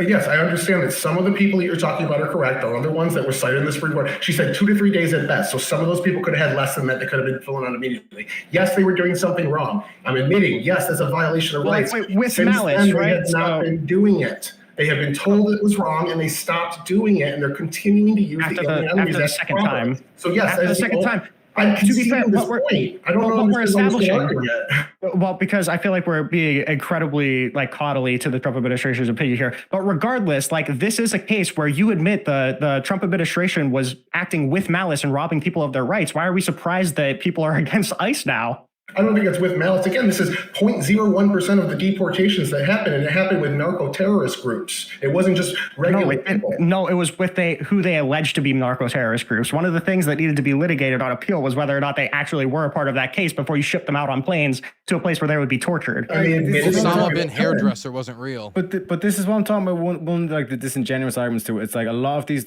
people will have influence in terms of politicians, and this whole litigation and all this kind of shit. It's like if we have them in the place at the right time to get them, this whole thing of well, you have to prove that they're the criminals. So well, let us detain them first at least. The detention in this case, at least the case that me and Tyler are talking about, wasn't the problem. The problem was that they detained them, they deported them under a statute that hadn't even been announced, and they never gave them the ability to talk to lawyers. And That's insane. The Trump administration admitted that they read it a different way. They thought this is how they took, because the administration, a president, the executive branch has the authority to interpret laws and things the way that they see it, and the courts are there to parse that out. Yeah. To say it was malicious and done in bad faith is a little bit of a stretch. Do you think let me explain. Let me just explain. Let me just explain because I don't know if you're doing it intention or not, but I'll just kind of clarify and make it simple for you.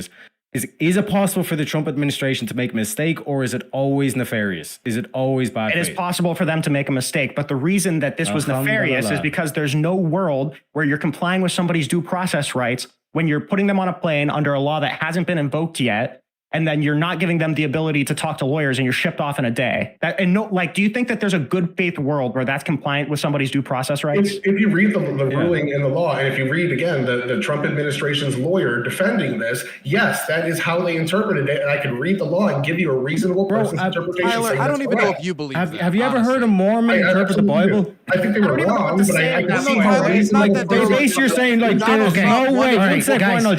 I can't hear anybody You're here. saying there is no way for like two people to have a different interpretation of a text. Can I introduce you to Protestantism? That's not what I'm saying. In some Pretty instances, clearly it not is what I'm saying. impossible So it's to have a different impossible. So interpretation of you're the saying text. it's impossible for it to have been a mistake, and it had to have been bad faith. Well, and some cases, and yes. shit. So, like, in this case, if you're saying, like, oh, I had a good faith interpretation that when I stabbed this person, the knife was going to miss all of their body and it was going to, like, molecularly fuse and not hit any of the cells, and I was going to pull it out and there wasn't going to be a wound. That's my good faith interpretation, right? Like, no, that's not a good faith interpretation. Just because you make a statement, that doesn't mean it was made in good faith, right? There's no world where it's compliant with your due process rights to not let somebody talk to a lawyer, to deport you under a law that hadn't been enacted yet. But that's the thing is I'm reading off of what the Trump administration said. I don't know where you're getting this idea that you know what's going on inside their heads when their lawyer argued exactly what I'm telling you. Exactly. Because that argument in no world can possibly comply with somebody's due process rights. Yeah, it's impossible, The argument bro. was genuinely, just to be clear, Impossible. the argument that the Trump administration made was that these people have the right to file for habeas corpus, but I only need to give them a day. And even though you need to file for habeas corpus in the district that you're being held, we don't need to tell the lawyers where they're being held. That was their argument. And you're asking me if I think that that's good faith? Obviously, it's bad faith. I mean, this isn't at the same exact time that Donald Okay. Trump was saying, and we only know this because of it This was is what I'm leaked off of saying. a It mic. always That ends Donald in Trump this- was looking this for ways to bullshit. deport U.S. citizens to foreign prisons. He is perfectly comfortable violating U.S. law in order to do it. It is a question of whether or not he can get a lawyer in there to buy him the time to do it. For example, do you agree with me, Tyler, that the President of the United States does not have sole tax authority, that he cannot come out and just put a tariff on anything at any time for any reason that he wants? Yeah, But that's what he's overreading the IEPA. administration is Yeah. doing by using emergency powers maliciously. You cannot tell me that every single time they place a tariff on every single country, it was a national security emergency that had to be immediately addressed through the implication of tariffs, when sometimes those tariffs are implicated because Trump gets offended. Not all of the tariffs were based off of IEPA. There's several other tariffs that aren't based off of national security. Like when the Biden administration did a 100% tariff against China for EVs, there was nothing national emergency related about that. There's different laws that they use and come to different tariffs. So you're only talking about the reciprocal tariffs, and he's talking about the national emergency of our trade deficit, which he views as a national emergency. I don't like the emergency powers as much as anybody else, but If they're- Donald they are Trump, what they here's a are. question, and please, I want you to, and I know you're good faith. If Donald Trump said his honor was a national emergency, because his honor, our country is based in his honor. He once said, in reference to a journalist saying, why do we need to own Greenland if we can have bases there anyway? He said, it's psychologically important. They said, why? For the country or for you? And he said, for me. So if he came out and said, it's psychologically important that we place this tariff, of national security, psychological importance, could we just say, sure, we're just going to run with that for years? We're going to say that's okay, and that has no maliciousness attached to it. At a certain point, Hypothetically, we Tyler, could that's have. naivety. That's naivety. Hypothetically, we could have, but there's a check on that. There's a check on presidential powers. And just like when he declared a fentanyl emergency on the Canadian border, the Senate came together in a bipartisan fashion and said there's no emergency there, voted the emergency away, and all of his tariff powers against Canada disappeared overnight because the Senate is the check on the presidential power, because they allocated him that power to do temporary tariffs based off a certain criteria. He can't unilaterally apply a tariff for any reason, no matter what. Yes, you're right. He might be overusing IEPA particularly, but it doesn't mean he doesn't have some power to delegate some tariffs on countries. But having without some congressional power does approval. not mean you can interpret that some power to be unilateral I power, which is agree. how he's interpreted it and how he has And used that's it. for the courts to parse out. That's exactly what they're doing That right now with doesn't the mean we IEPA can't. We case. have to stay in like. We need to stay in our little bubble saying, oh, well, it might be malicious, might not be malicious, when we can see it's malicious, that there's no honest interpretation that one could make to say, yes, the Malicious president and has sole different tariff authority. interpretations. Now, malicious and different interpretations are one thing. If he's interpreting it in a way that's incorrect, that's not the same as being malicious. If he's interpreting it improperly, you have to prove malicious intent. That's a very high standard. He's to do. interpreting it in a Like, way that allows him to act in that manner. That's always how he has used his lawyers. Okay, I mean, this is understand just that, but it could just be a bad this is an faith argument that you reading. could make for any violation of the law, saying that, oh, I just interpreted it differently. Yeah, it's like when Biden tried different student loans multiple times, he got slapped down in the courts after saying, I can't do this. I don't have the power to give the student loans, Tyler, and try 9 times anyways. I could say that's malicious, but I'm not, because that's his responsibility as the executive. Do you think that's as malicious as the Trump administration's claim to giving people habeas corpus rights, even though they can't do it in the district? I don't think there was maliciousness. I think they read the law a certain way, and if you read what the lawyers I'm saying, do you think said, they're equal levels of maliciousness? No, I don't think either of them are malicious at all.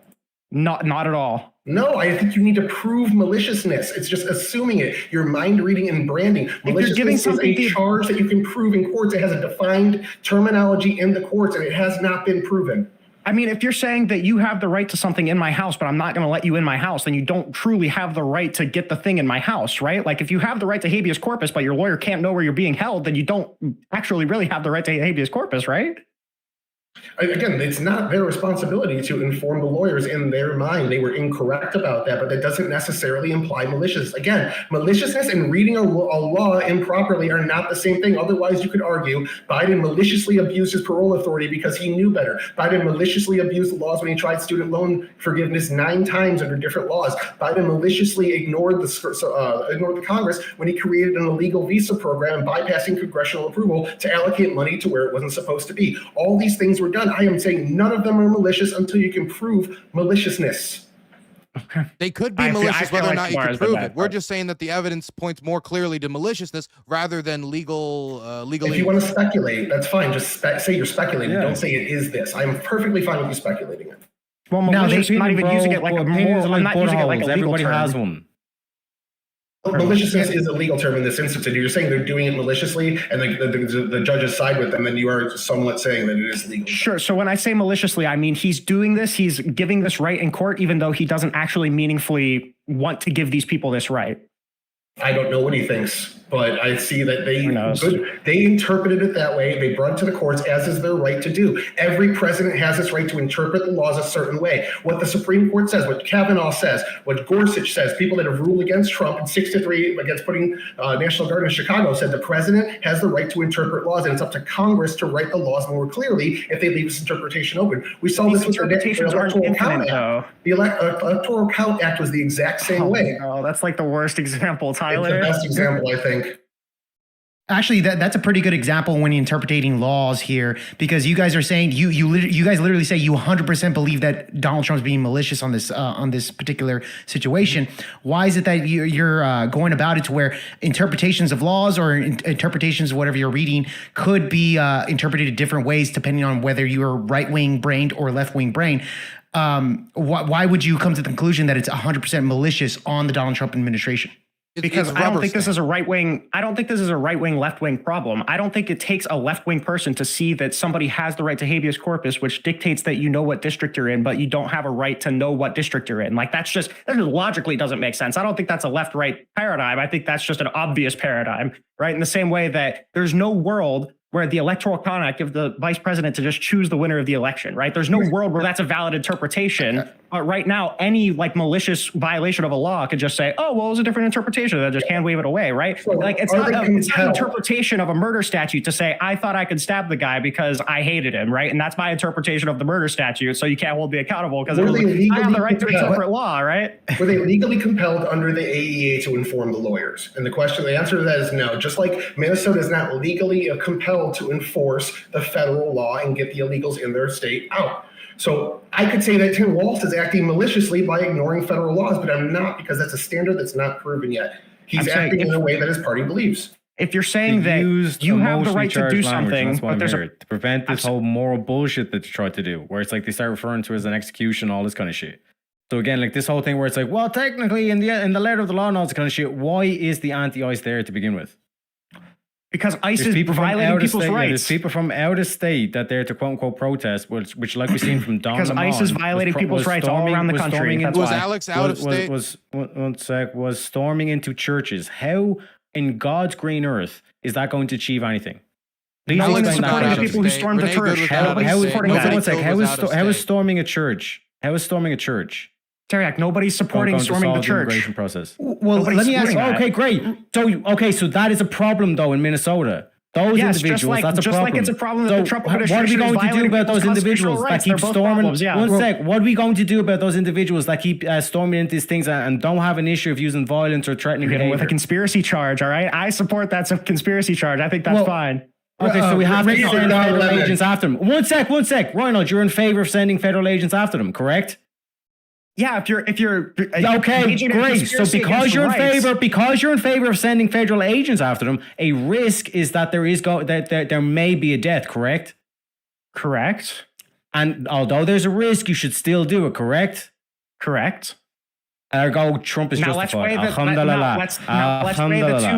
let's weigh the two, Okay. right? So in this case, I You just think it's conceded, fine bro. to send federal. I didn't. I was talking about the people who invaded the church, right? I think it's fine to send federal agents into people. No, you said who that. You engaged said in a that death is conspiracy a against rights. possibility I from think what that's needs to be fine. done. Death is a possibility what needs to be done. Which Yeah, is so to- my counter in terms argument of is Alex that Brady, ice in raids terms of don't it's need to be it's done, right? justified. You need to justify the ice raids, right? That's what I'm saying. No, Those sorry, ice raids are not justified. You haven't demonstrated that those need to be done. That's the subject. And what terms it needs to be done is you need to deport these criminals, all this kind of shit, and in terms of the other reference as well. In Yeah, I'm terms of the asking church, you all for that kinds of- justification. Why do we need to yeah. deport the illegals? That's the question that's the real question, Yeah, right? no. What I'm saying is that exactly. If you're morally compelled to one uphold sec. the law, why did you elect Donald Trump? Hold on, guys. Like you admitted, That's what we when covered. you have to do what's right with to do the law, a risk of that is there may be death. So the people who are actual guilty and people who are not related to it should stay the fuck out of it. They shouldn't be traveling multiple states to go and quote unquote protest, like, show up in church kind of type behavior. That's what they're that's an enforcing the example law. of this quote unquote what they say protest. This is why I say you have to be very careful in the language that Dylan and Reinhold are using. They're saying execution, they're saying justification, all this kind of stuff. And when you look at what the behavior of these protesters, they're storming churches, they're doing crazy shit. So in terms of like this whole thing, you have to send in the troops at that stage. These people are crazy. Enforcing the law is not a blanket like that, but you know. I was going to ask Reynald and Dylan. I have to direct this to y'all.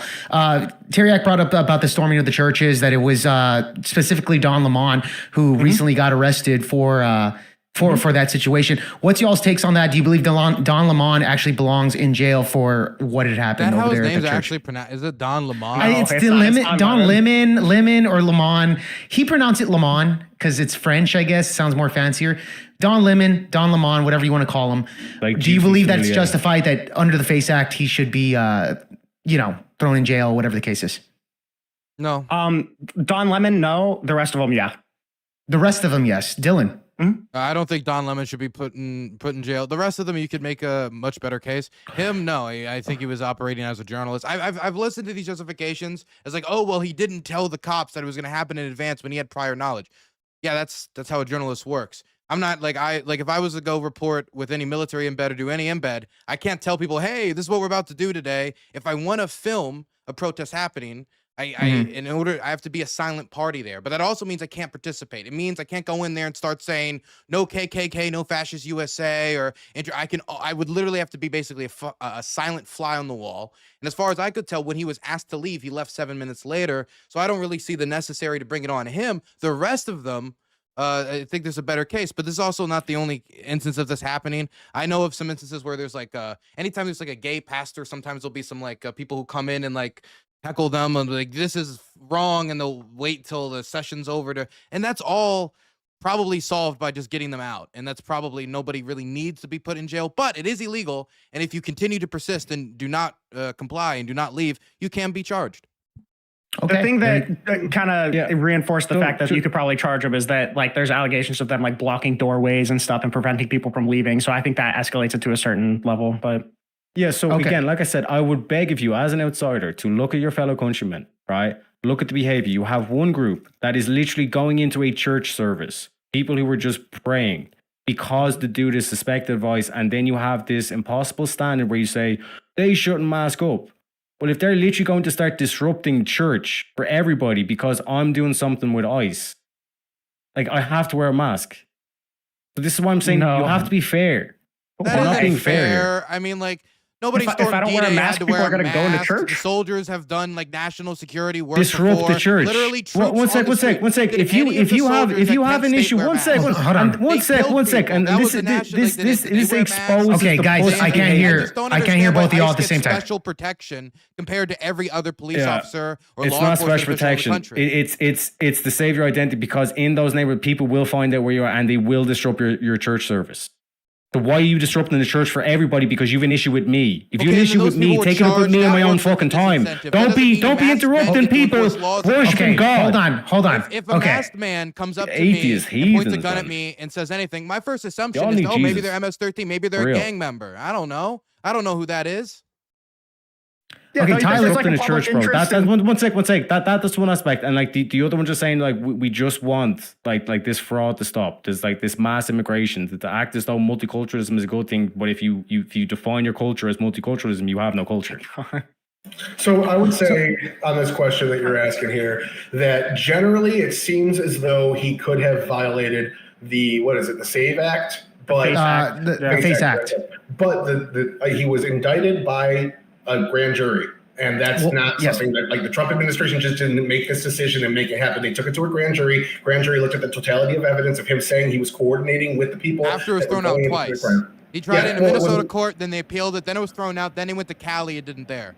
Yeah, he did it in front of a grand jury. The grand jury said yes, so I will see what plays out. But I am under the presumption he is innocent until proven guilty. I'm thinking they probably have a chance to make this happen, but I don't want to call him a criminal until we actually have proof to call him a criminal. I want to hold everybody to the same standard. So I would say that he probably shouldn't have been in there. It looks like he was coordinating, but he is still innocent in the eyes of the law until he's proven guilty. We will see what happens. Here's the question. When we take coordination, if he's planning it, that's one thing. But if he's planning to film it, that's a different thing, right? If all we found the coordination is where can I get the best angle or something like that, are we going to say, oh, that's criminal conspiracy to commit a crime? Or is that you're doing your job as a journalist? I hate to take this to this completely different place here, but all the people that were journalists that entered Israel on October 7th definitely should have been locked up. I understand. Look, a lot of people blur that. A lot of people blur that label. Nick Shirley's one of them. There's a lot of people blur the label between activists and journalists. I'm one of those people who somewhat blur that label. But at the end of the day, if he's performing his role as a journalist in that moment, what can you say?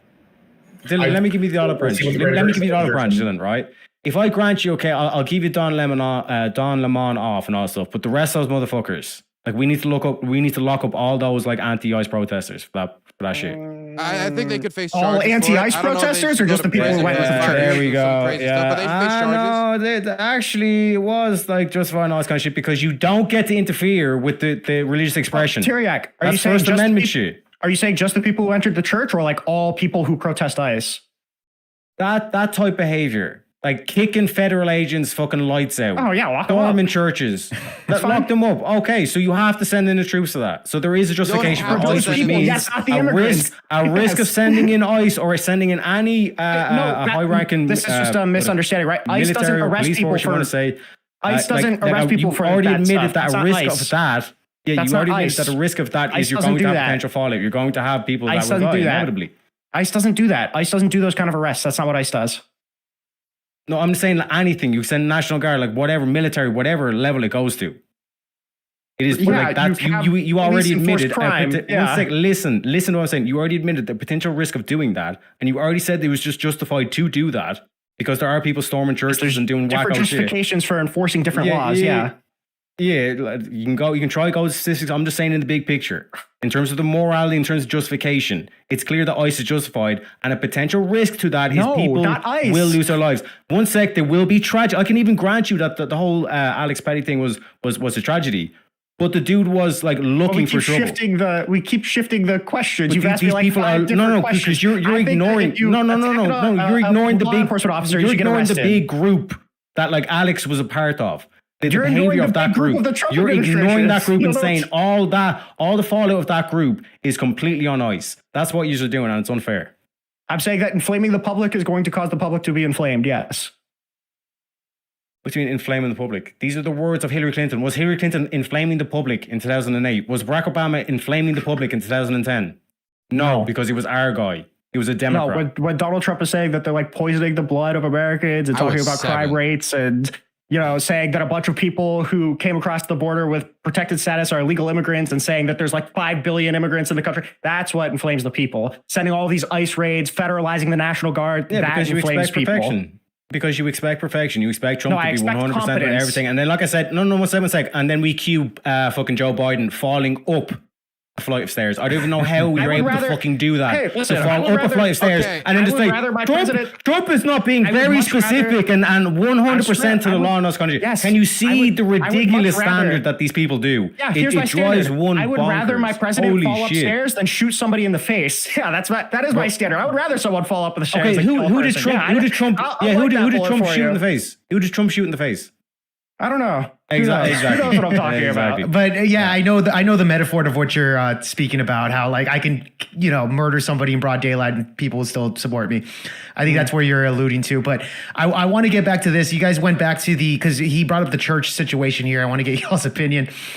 But you were talking about Don Lemon shouldn't probably be in jail. However, we do know, and it's footage here. I'm not trying to get into the debate, but I am saying that Don Lemon did have premeditated knowledge that that particular group of people were going to go into the church. Okay, so my argument would be if he had premeditated knowledge that they were going to go into that church and cause a ruckus. He literally gave them Starbucks, stuff like that. It seemed like he was part of the activism at the time with these videos, what I was looking at. So if you want to make the argument that he was just doing journalism, therefore he shouldn't be charged under the FACE Act and the other people should be, it kind of seems like because he already knew that a crime was going to happen and instead he's just saying, well, I'm just going to go in there and just document it. It would be similar to somebody that knew that a robbery was going to happen and that these group of people were going to rob the bank and he knew about it and he gave them Starbucks. Then he went into the bank and filmed it. Wouldn't you say that would still be a crime? I won't take the radical position, but I think someone should be able to do that, by the way. If somebody knows robbery's going to happen and they're a journalist, they should be able to film the whole robbery and not be charged. But that's my position because I want to do that. I want to film with the cartels. Dylan, I want to film with terrorist groups. I want to film with everything that's possible to film with because I think it's important to film all. So one second. That is radical. That is radical.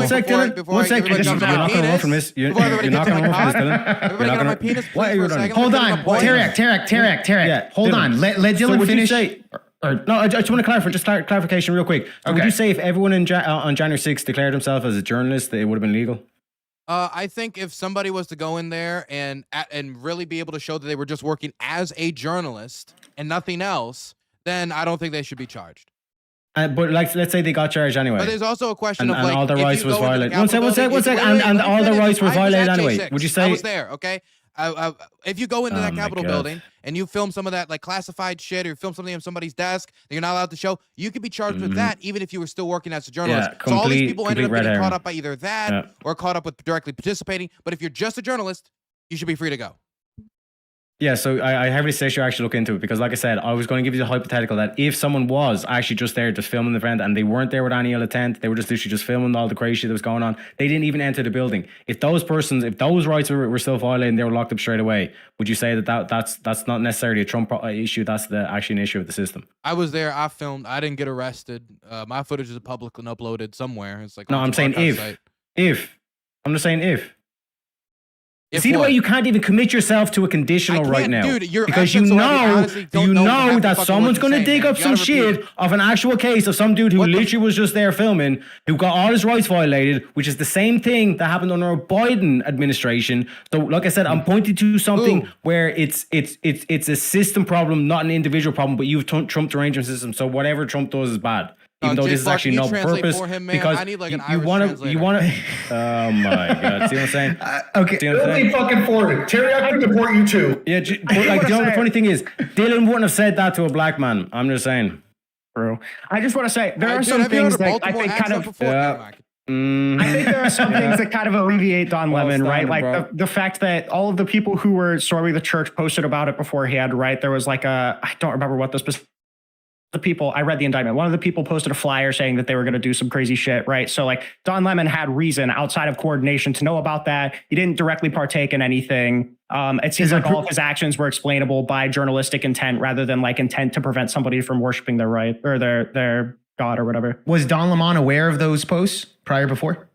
I don't know if we have knowledge of that. Okay. Honestly, I will say I think if he gave coffee and gave that might be what screws him. That act. That's what I was thinking too. How are they going to break into the church without the fuel? Yeah. But I don't think. But I want to be clear: premeditation and the idea of him not pre-knowledge. I don't think that should be it. I think that's wrong because in order to work as a journalist, if you want to capture something from a perspective, the only way you can do it is with prior knowledge without going and telling the authorities. But Dylan, you're making me. Sorry, I'm not going to get involved in this debate. So if I want to do that with the cartels, there's no way for me to do it. If I'm going to tell the cops every time. They're debating the moderator because they can't debate me and Tyler. Because like I said, me and Tyler's argument is locked down. I just find it shocking of what Dylan's saying here. Because I can't understand you half the time. That's the reason I can debate Tyler.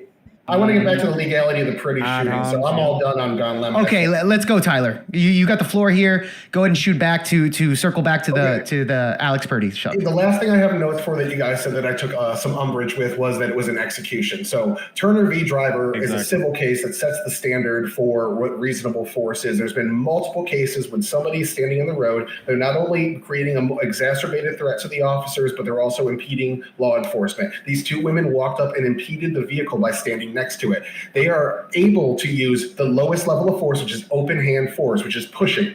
He told them to leave the road, so they were ignoring lawful orders, and then he pushed them out of the road since they were blocking cars, and they were not just ICE vehicles, but regular traffic as well, creating a more dangerous situation. So these people were pushed out of the road. When Priddy stepped in after that and put his hands on the officer, even if he meant to protect a woman, even if he had the greatest intent in the world, that is still assault on an officer, and that justifies him pulling out the mace and using it. The first gunshot, there's speculation it came from his gun misfiring. I don't think there's anything backing that until we get an investigation proving that, but what we heard was gun, gun, gun. The gun was disarmed, and 0.6 seconds after the gun was taken off of him, the first shot rang out. There is no amount of time or no situation where a reasonable person could not be told this because of the chaos of the situation and react accordingly after they hear gun. So even if the first shot did come from the officers, I could see the totality of the circumstances still letting all the officers that fired walk. Okay, so being maced sucks. I don't know if anybody here has been maced, but it's not fun. And you can't tell anything is going on. Your eyes, you can't see out of them. It fills up your nose. It's a terrible experience, one of the worst experiences. Now, you combine that with getting shoved to the ground, and then you're getting bashed in the back of the head, which was the series of events that he went through as the events continued.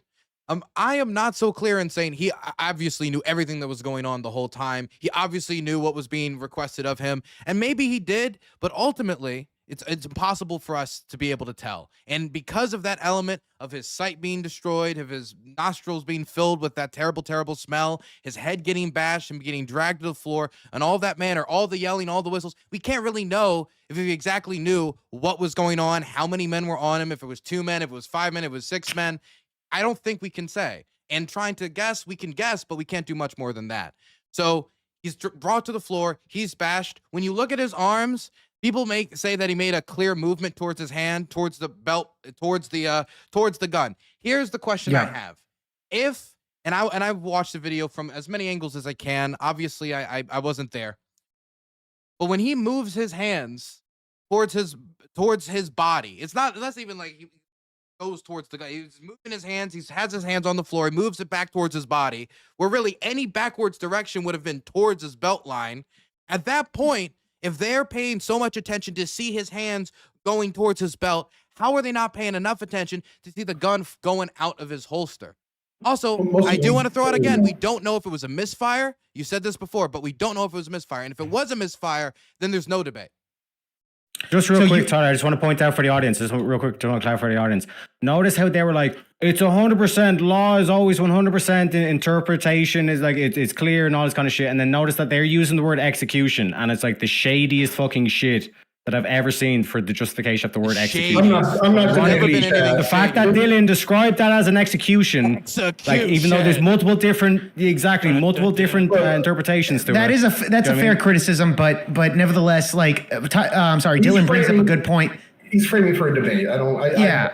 These two are vetted. They're obviously intelligent people, able to argue their perspective well. I'm not arguing with chat. There's a bunch of retards down there. Nah, I got TDS. I'm not gonna lie to you. But chat is part of it's fine. You can hold your own in an argument. You gotta teach chat. Yeah, well, fair enough on that.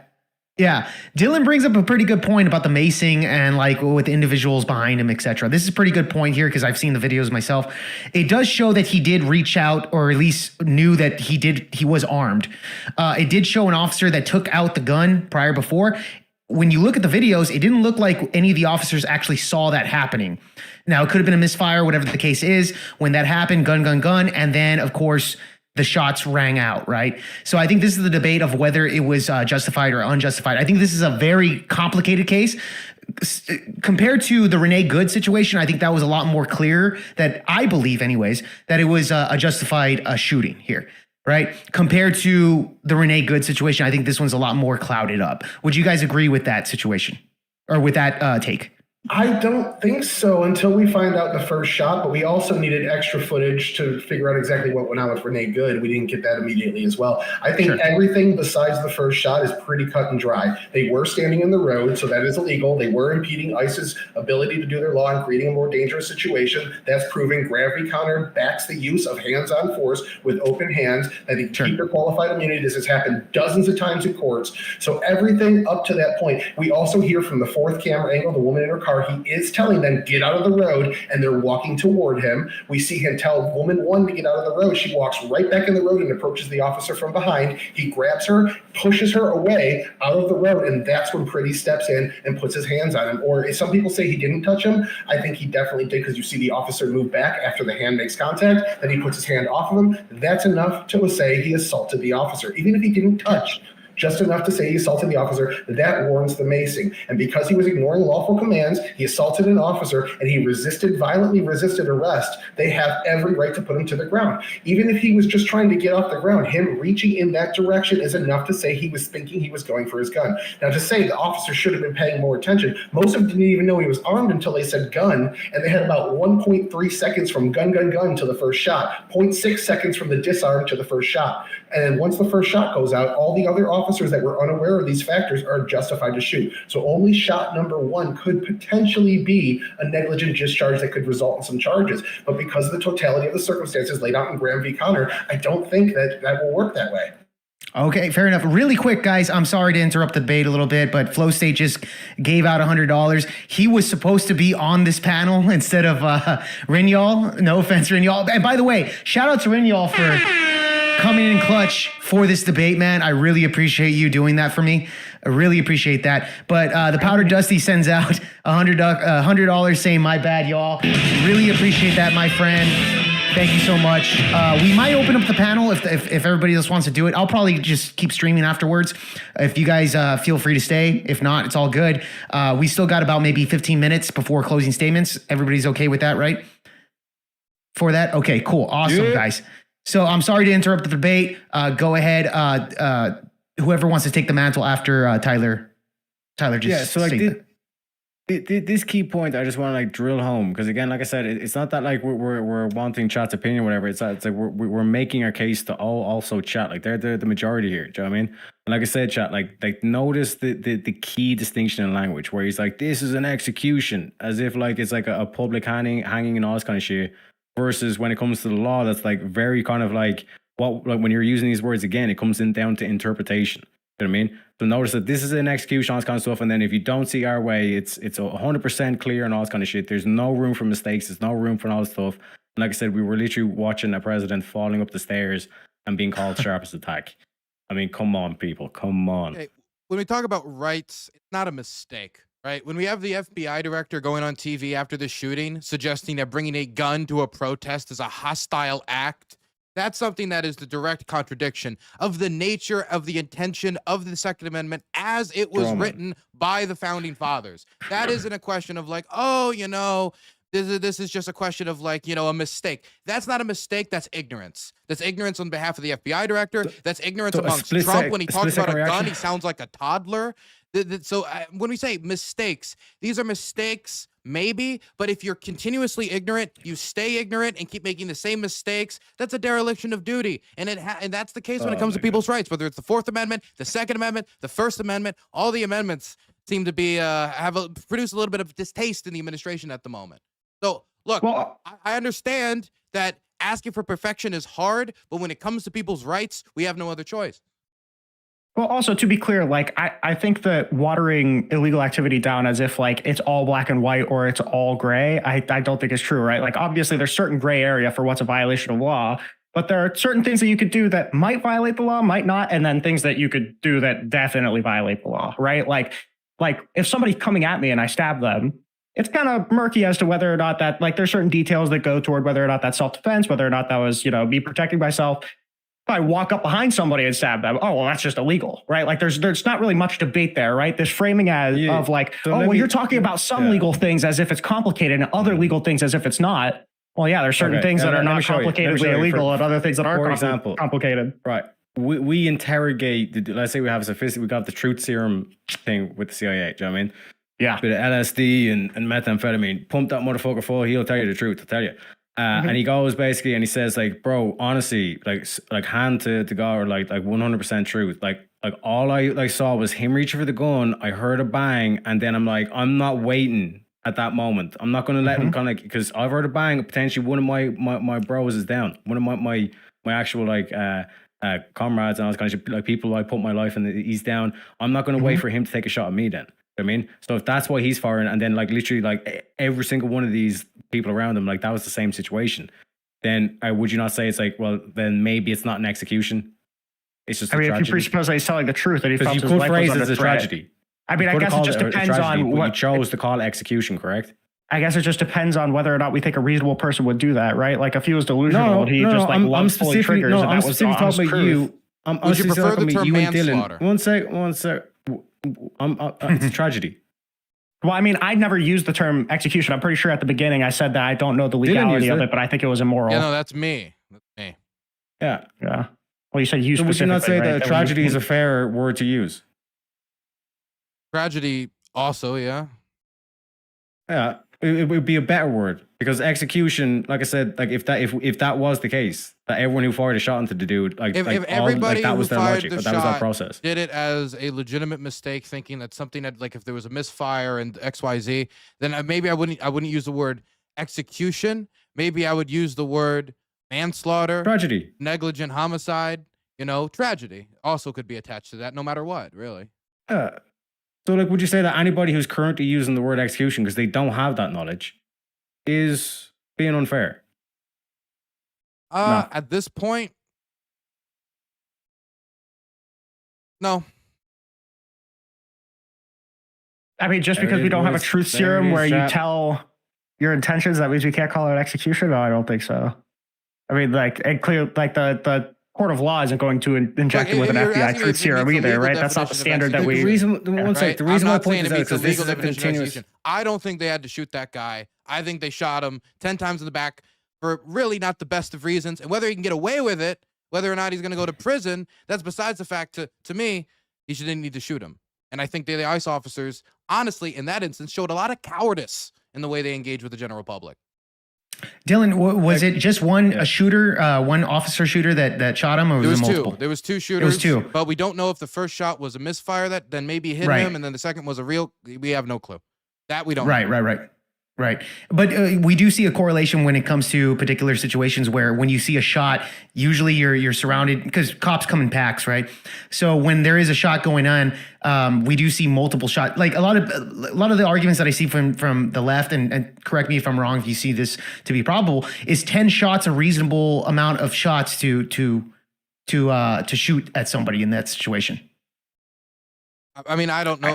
Whatever amount of shots disables the target. It's not a matter of like whether it's 10 shots, or it's 8 shots, or it's 7 shots. Whatever. Yeah, but you have to realize the threat. But sure, but it's multiple. I don't multiple. really see there was a threat. Okay. But I'm just saying, like, you see this all the time with multiple cops here. When a shot is fired, usually they put out their guns and shoot at different angles, right? So this is not uncommon to have 10 shots in a body here. Sure, but if you watch the video, I'm pretty sure, isn't it the case where like they load them up once and then they like kind of check for a second and then they keep loading them up, right? Like I feel like there was enough time to know that the target was immobilized before you kept pumping them up, right? No, what are you talking about? That they reloaded their guns in order to shoot more? No, not like a reload, but I'm pretty sure there was like a pretty decent amount of time between each shot. No, shots depending on the trigger that goes by. Look, again, 10 shots can be shot in a matter of like 3 to 4 seconds. Rinyal. Sure. So that's a small amount of time. So I don't think that's the case. Do we know how much time there was before the first shot and the last shot? I'm not necessarily sure, but if I had to guess, it's around probably that 5-second mark. If I had to guess. You see what I'm saying? But that's what I'm saying. Like within the moment, 10 shots could be round out within less than 5 seconds, bro. So that's what I'm saying. We've gone to like we like, even if we had produced that number, let's say it's 1.2 seconds. I mean, what relevant? Like, does that actually genuinely change? Well, if it was 1.2 seconds, that would suggest that there was. Like, if it was 10 seconds, that's a long time to just sit there. Bam! Sure. 1, 2, 3, 4, 5, 6. But if it's multiple cops, Dylan, just like you said, it was 2. Yeah, a 5 second seems pretty reasonable. It's probably around that 3 second mark or 2 second mark if it's 2 shooters. If Right. the guy's a threat, my contention has never been the 10 bullets or the 7 bullets. If somebody's a threat, you disable the threat. Period. Sure. And the problem is, I think they identified the threat wrong. Okay, fair enough. Tyler, what's your thoughts on that? I'm all good. I got all my talking points out. What was Okay. one more time for me? I'm sorry. I had a question for Tyler. My closer. Yeah. Go ahead, Dylan. Can you send me the clip where you say, because you said that Alex Peretti assaulted the officer, and there's not like any shove or any punch, and I know you're not saying that. I assume you're saying when he got in front of him and the woman, maybe the front of his body like clipped him or something. You're saying like there was maybe like something along those lines. Could you send me like a clip or like a link to that specifically? Because I said it, and I also sent you my notes if you want to fact check anything I said after the debate. Okay, got you. Tyler, could you send in the back chat? Alex Peretti assault him, and it's not a popular description of the events. Okay, awesome. We got it here. Hold on. Let's open it up. So this is what Tyler sent me. Okay, this is the actual footage here. Hold up. Gentlemen. We only need about the first minute of it because everything else you probably don't want to show on your stream anyways. Gotcha. Which one, on the first clip or the second? Oh, sorry. First was just, yeah. Okay, So we'll do about a minute for this one, just to kind of clarify what Tyler's point was, and then we'll go off on that.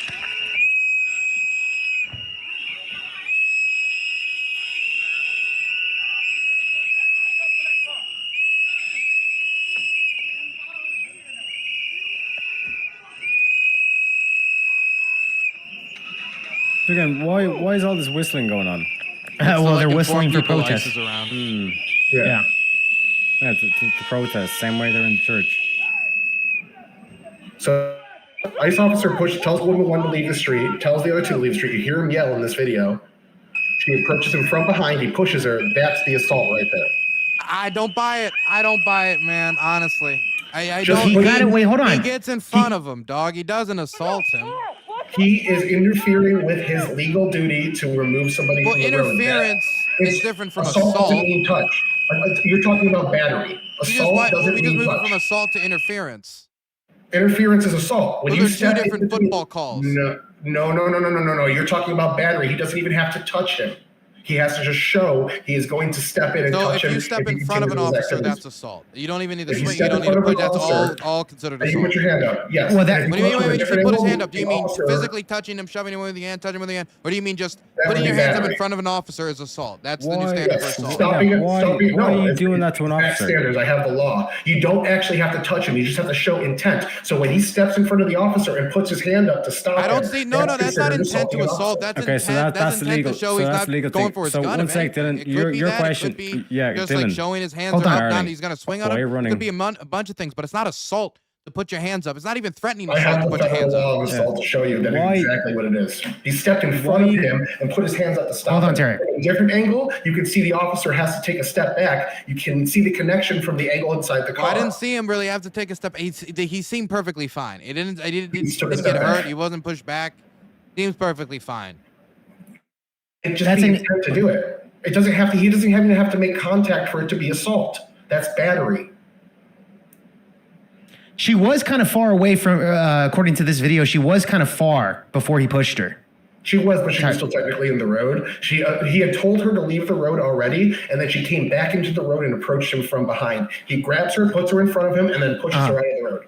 This seems more of like an obstructive of justice. I don't know if you would counter that as assault. I don't feel like that she assaulted the ICE officer. Neither But of would them that assaulted be the ICE officer. Right, yeah? So, it's- Dylan, the question is, why would you ever put hands on a police officer? The question was whether it's assault. But if we want to move on to that question, there real could quick, be reasons before for you we putting move hands on a on. police officer. No, because like I said, Tyler has to Can I research read the definition real Okay, quick? hold on, Yeah, go, Tyler. go ahead. So Go ahead. assault in 18 USC 111. Forcible assault, resists, opposes, impedes, intimidates, or interferes with a person's designated section 114 of the title. So all that fits into it. That is assault when you're impeding an what was officer. he Okay. impeding? lawfully Wait, removing someone from the impeding an street. officer counts as assault on an officer? Yeah, I can say I'll put it in that chat. There's no way. Yeah. Okay, but also There's no can way we that just say intent to that assault even an if we were officer to is grant counted as the that, same thing as assault itself. even if we were to grant that, we don't even know what the investigation was. They haven't given us information on what investigation was exactly being impeded. That hasn't been revealed yet to the public, and they're still not working with local investigators on it. So I don't think we're going to get that information. Well, that's what I said earlier. Why would they work with the local investigators if they're not legally compelled to when the state itself is not enforcing federal immigration law when they're not compelled to? It's like if you're not going to throw us Wait, it a doesn't fucking have to do bone, with federal I don't immigration think- law. Tyler, you're getting too partisan on this. It doesn't have to do with federal immigration law. It has to do with if an officer commits murder, you want to find out if he did or not. If he did, you want him off the force. If he didn't, then you keep him on the force. So that's why you work with local authorities. You have the most eyes and the most evidence and the most hands to find what's the truth. That's why it happened traditionally. Supremacy clear, I don't think takes precedent. I don't think that that's this not why, but statute if you that you want to just know cited. what happened, there's nothing holding them back from working with local investigators. Nothing. Sure, and there's nothing holding Minnesota back from working with federal investigators on removing people illegally. But That's since actually a they're good not point, doing too. that, the admin's saying, no, we're not going to work with people So that we are don't not need to get to working the with bottom us. of murder until you give us the They don't. undocumented The immigrants. FBI is Is the offer, investigating is it. that the King's Gambit?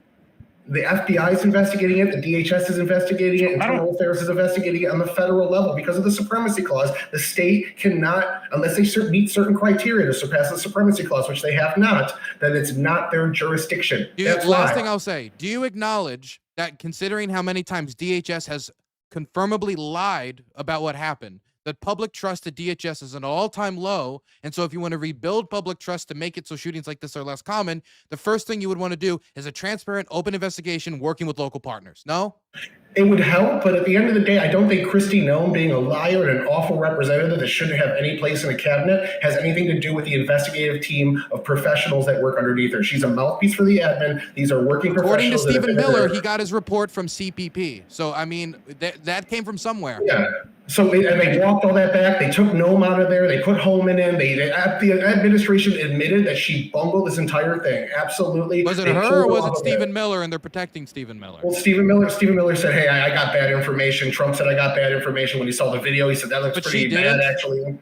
They took her off. They pulled her ass out. Apparently, they're talking about firing her right now. She's on the Do you hot think seat. she's the Holy fall shit. Should be 1,000% fired, by the way. Yeah, so I agree with you. She's awful at her job, and the Trump Do you think administration. she's the fall agrees gal? with It's you. not just her. I mean, the whole administration ran with it. No, I think that she's the fall girl for that particular narrative in the media. But Trump hates bad headlines, and I guarantee he'll fire her if he can get a good headline out of it. I just want to add, I don't think that the statute that you linked said that like forcibly assaulting, resisting, or opposing is all the same thing. I think it just outlines that all of it is illegal. And then it goes on to say that each of them are punishable by different metrics, right? Like it says, shall be fined under this title or imprisoned not more than a year or both, where such acts involve physical contact of the victim. Like this doesn't say that they're all the same. This just Doesn't say outlines that, I'm not all saying they're all illegal. the same. They just all fit under the criteria of what assault, resisting, or impeding certain officers or employees, 18 USC code. But your So initial it falls under this umbrella. your initial claim, I thought you said that like threatening to assault somebody is assaulting you. I thought that I explicitly Stop asked you being that upfront. question of you. It says it right in here that they don't actually have to touch them. They have to show the intent that they want to touch In them. order So for just it to be stepping in illegal, there and putting his in arm order for out it to is be impeding. illegal, in order for it to be illegal, not in order for it to be assault. So to say that this person assaulted a police officer, that's just not true. You can say that he impeded or might have a resisted. That's technical word fine. here. He impeded in a way that violated this law. Let's rephrase it. Okay, right yeah. now. If you said that Alex Preddy illegally impeded the officers, I don't think anybody would disagree with that. But Okay, he that's definitely, I better. don't think he That's better. I'll give assaulted you this that. person. That's better framing, yeah. But like, notice that it's like we're just doing the dog walk thing, walking the back, and all the language, and all this kind I of think stuff. Because, like I assaulting a said, cop and impeding a cop is a significant difference. It's really different, yeah. It's the same penalty under this law. See what I'm saying? don't That's think what it is. Context for how an officer Hold should on. behave. Hold on. Tarak, Si, really quick. signore. Tarak, finish your thought. We'll have Dylan and Rinyald respond to that. Go ahead, finish your thought, Tarak. Grazie, senor. So, like I said, like they ignore like the like simple things that are going on in that video. Why is there fucking whistles? What the fuck is going on in Minnesota? Like they're acting as if like, oh, that's normal, yeah. And then, like I said, like this shenanigans is going to get the fuck off the road. She's like, no, I'm not getting the fuck off the road.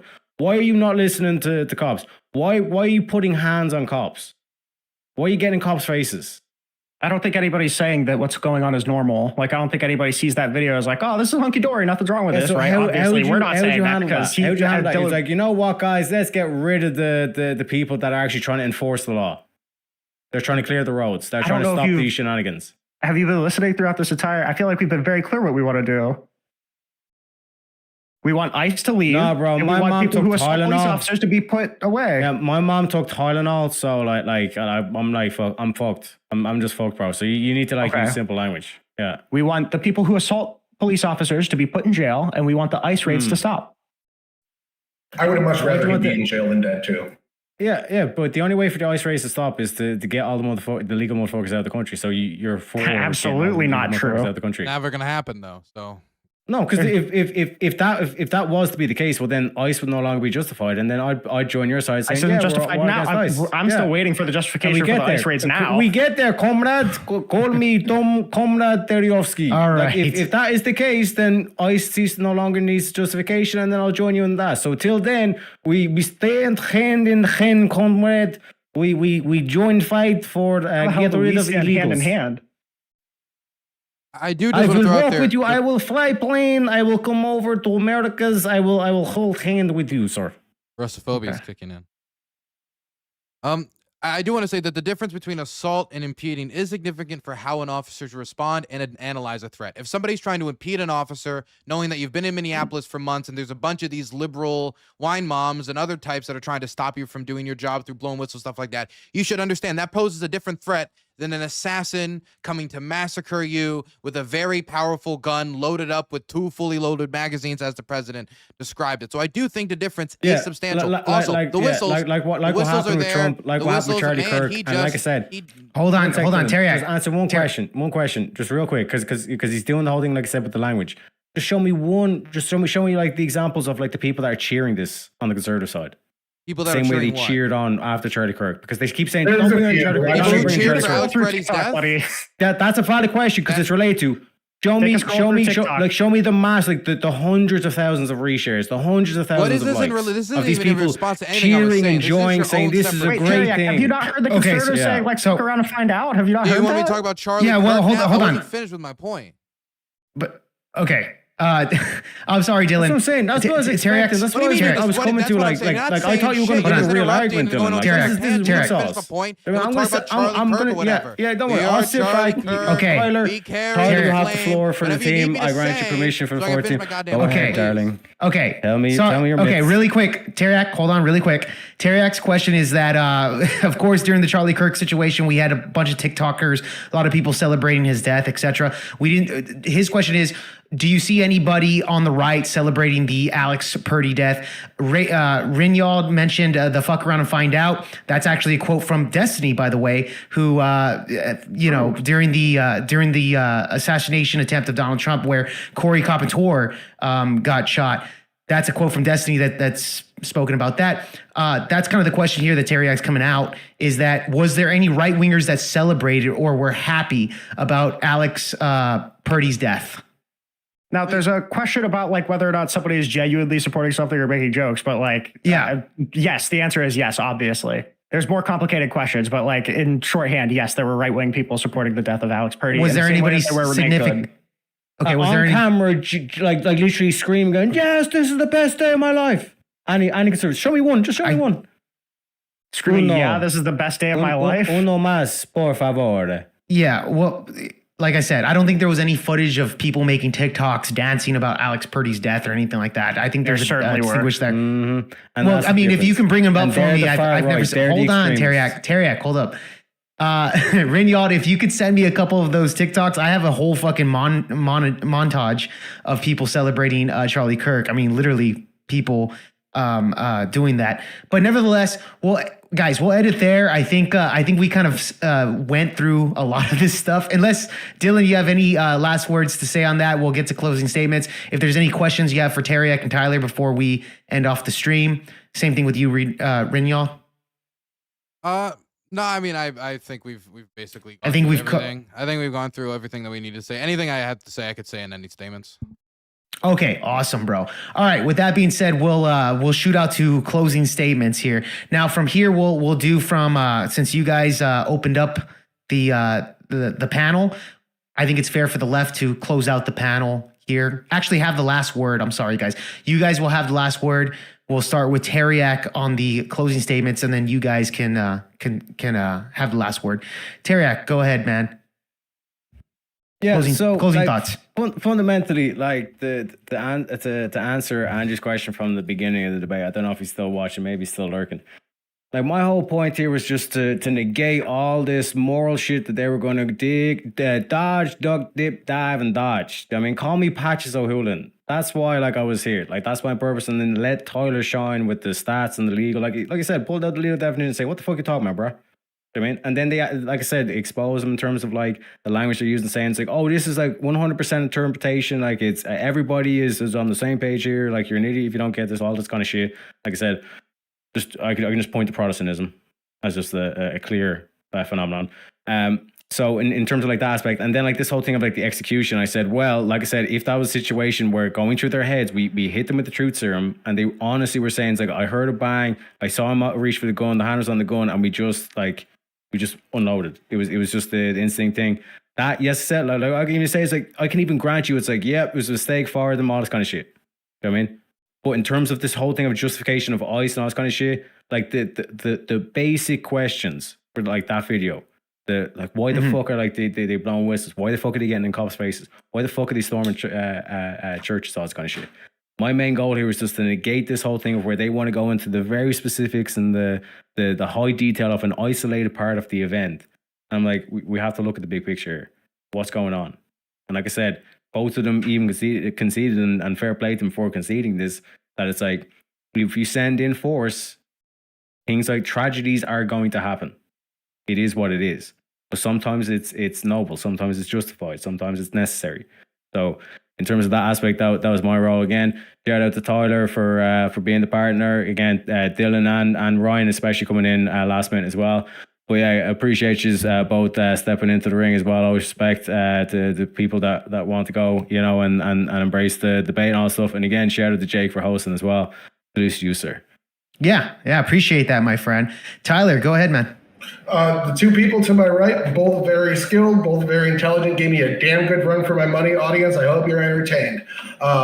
So the shoot was more than likely justified, lawful but awful, pending the FBI investigation that's ongoing. Under Graham v. Connor, which sets up the test for justified force, it is shown that most of the force here was more than likely justified in a perfect world. The state does not have the jurisdiction under the Supremacy Clause to investigate this unless they prove certain criteria they haven't even attempted to disprove yet. So we have tons of cases where hands-on force is justified if you impede officers or create a dangerous situation for them, like standing in the road. And No v. Velasquez Perdomo shows us that these are the two criteria that ICE can use to detain or arrest U.S. citizens. We also have tons of cases where attempting to push an officer is assault. But most importantly, January 6th, where we saw several people charged and convicted with both assault and battery just for pushing officers.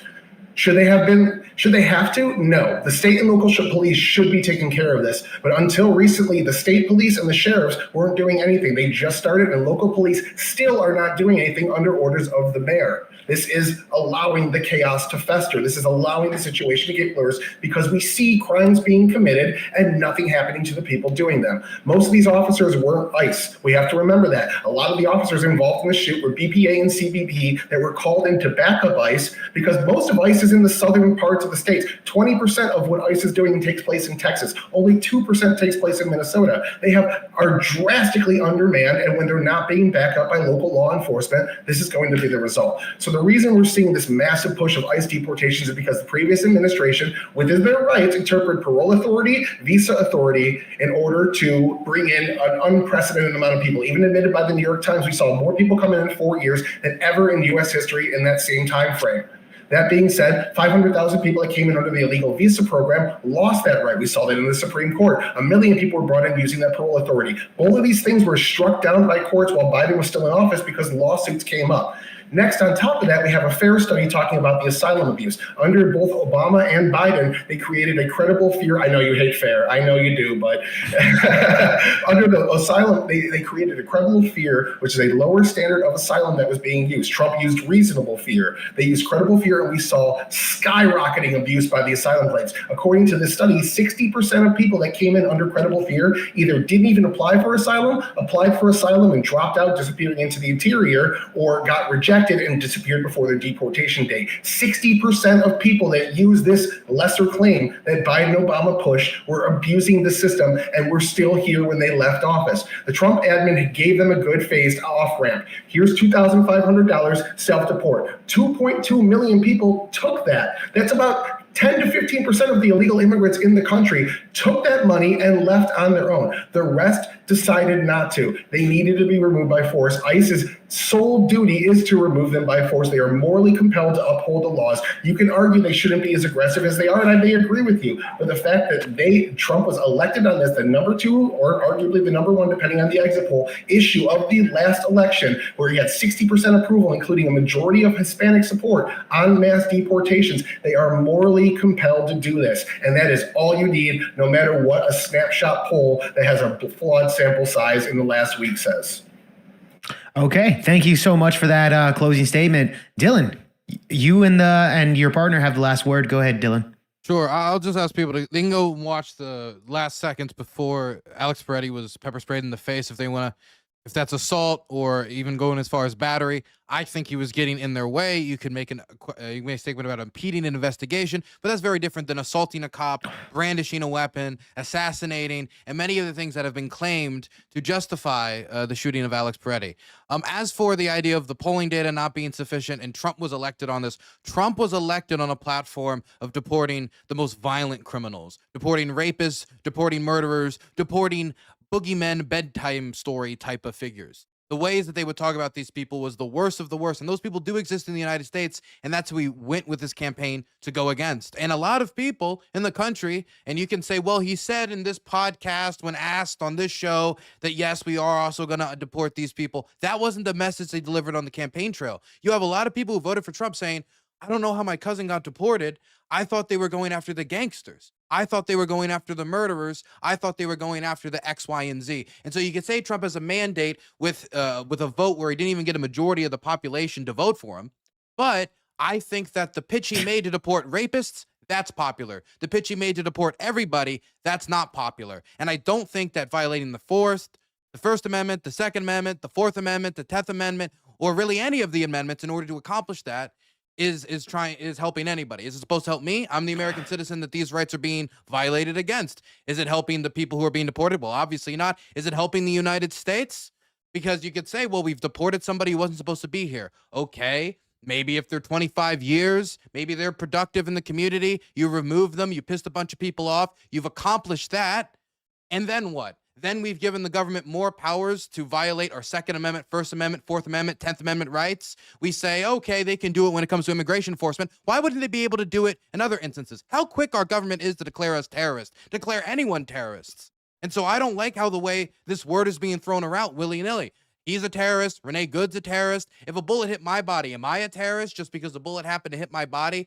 My problem is not only that rights are being violated, but if you think it will stop with ICE when it comes to this administration, I think you're a little foolish. Why would we imagine that we give any power to the government? It's just going to stop when it comes to immigration enforcement. They'd never do it against their own citizens, except for the fact Trump did ask if he could deport his own citizens on a leaked audio file. Anyway, I think besides that, I don't really have anything else to say besides I really, really, really do hope that my documentary gets all the viewership in the world, and I'm rich and I'm famous and I have all the money. So if you guys can support that, Dylan Burns TV, that'd be great.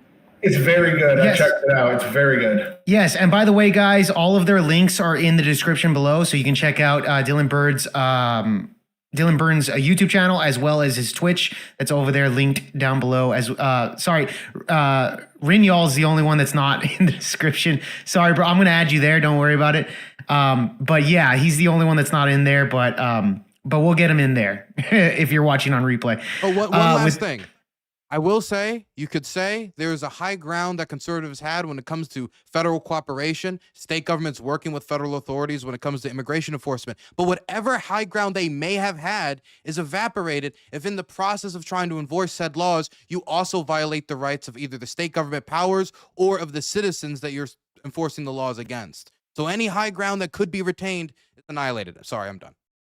No, you're good. No one's saying like Dylan. Like one could argue, America's high ground was lost after the war. Yeah. One sec, just because I need to address that lunacy. Syriac. Like they lost the high ground in 1945 when they done Operation Paperclip and then formed the CIA. But go ahead. Okay. All right. There you guys have it there. Thank you so much, Dylan, for that closing statement.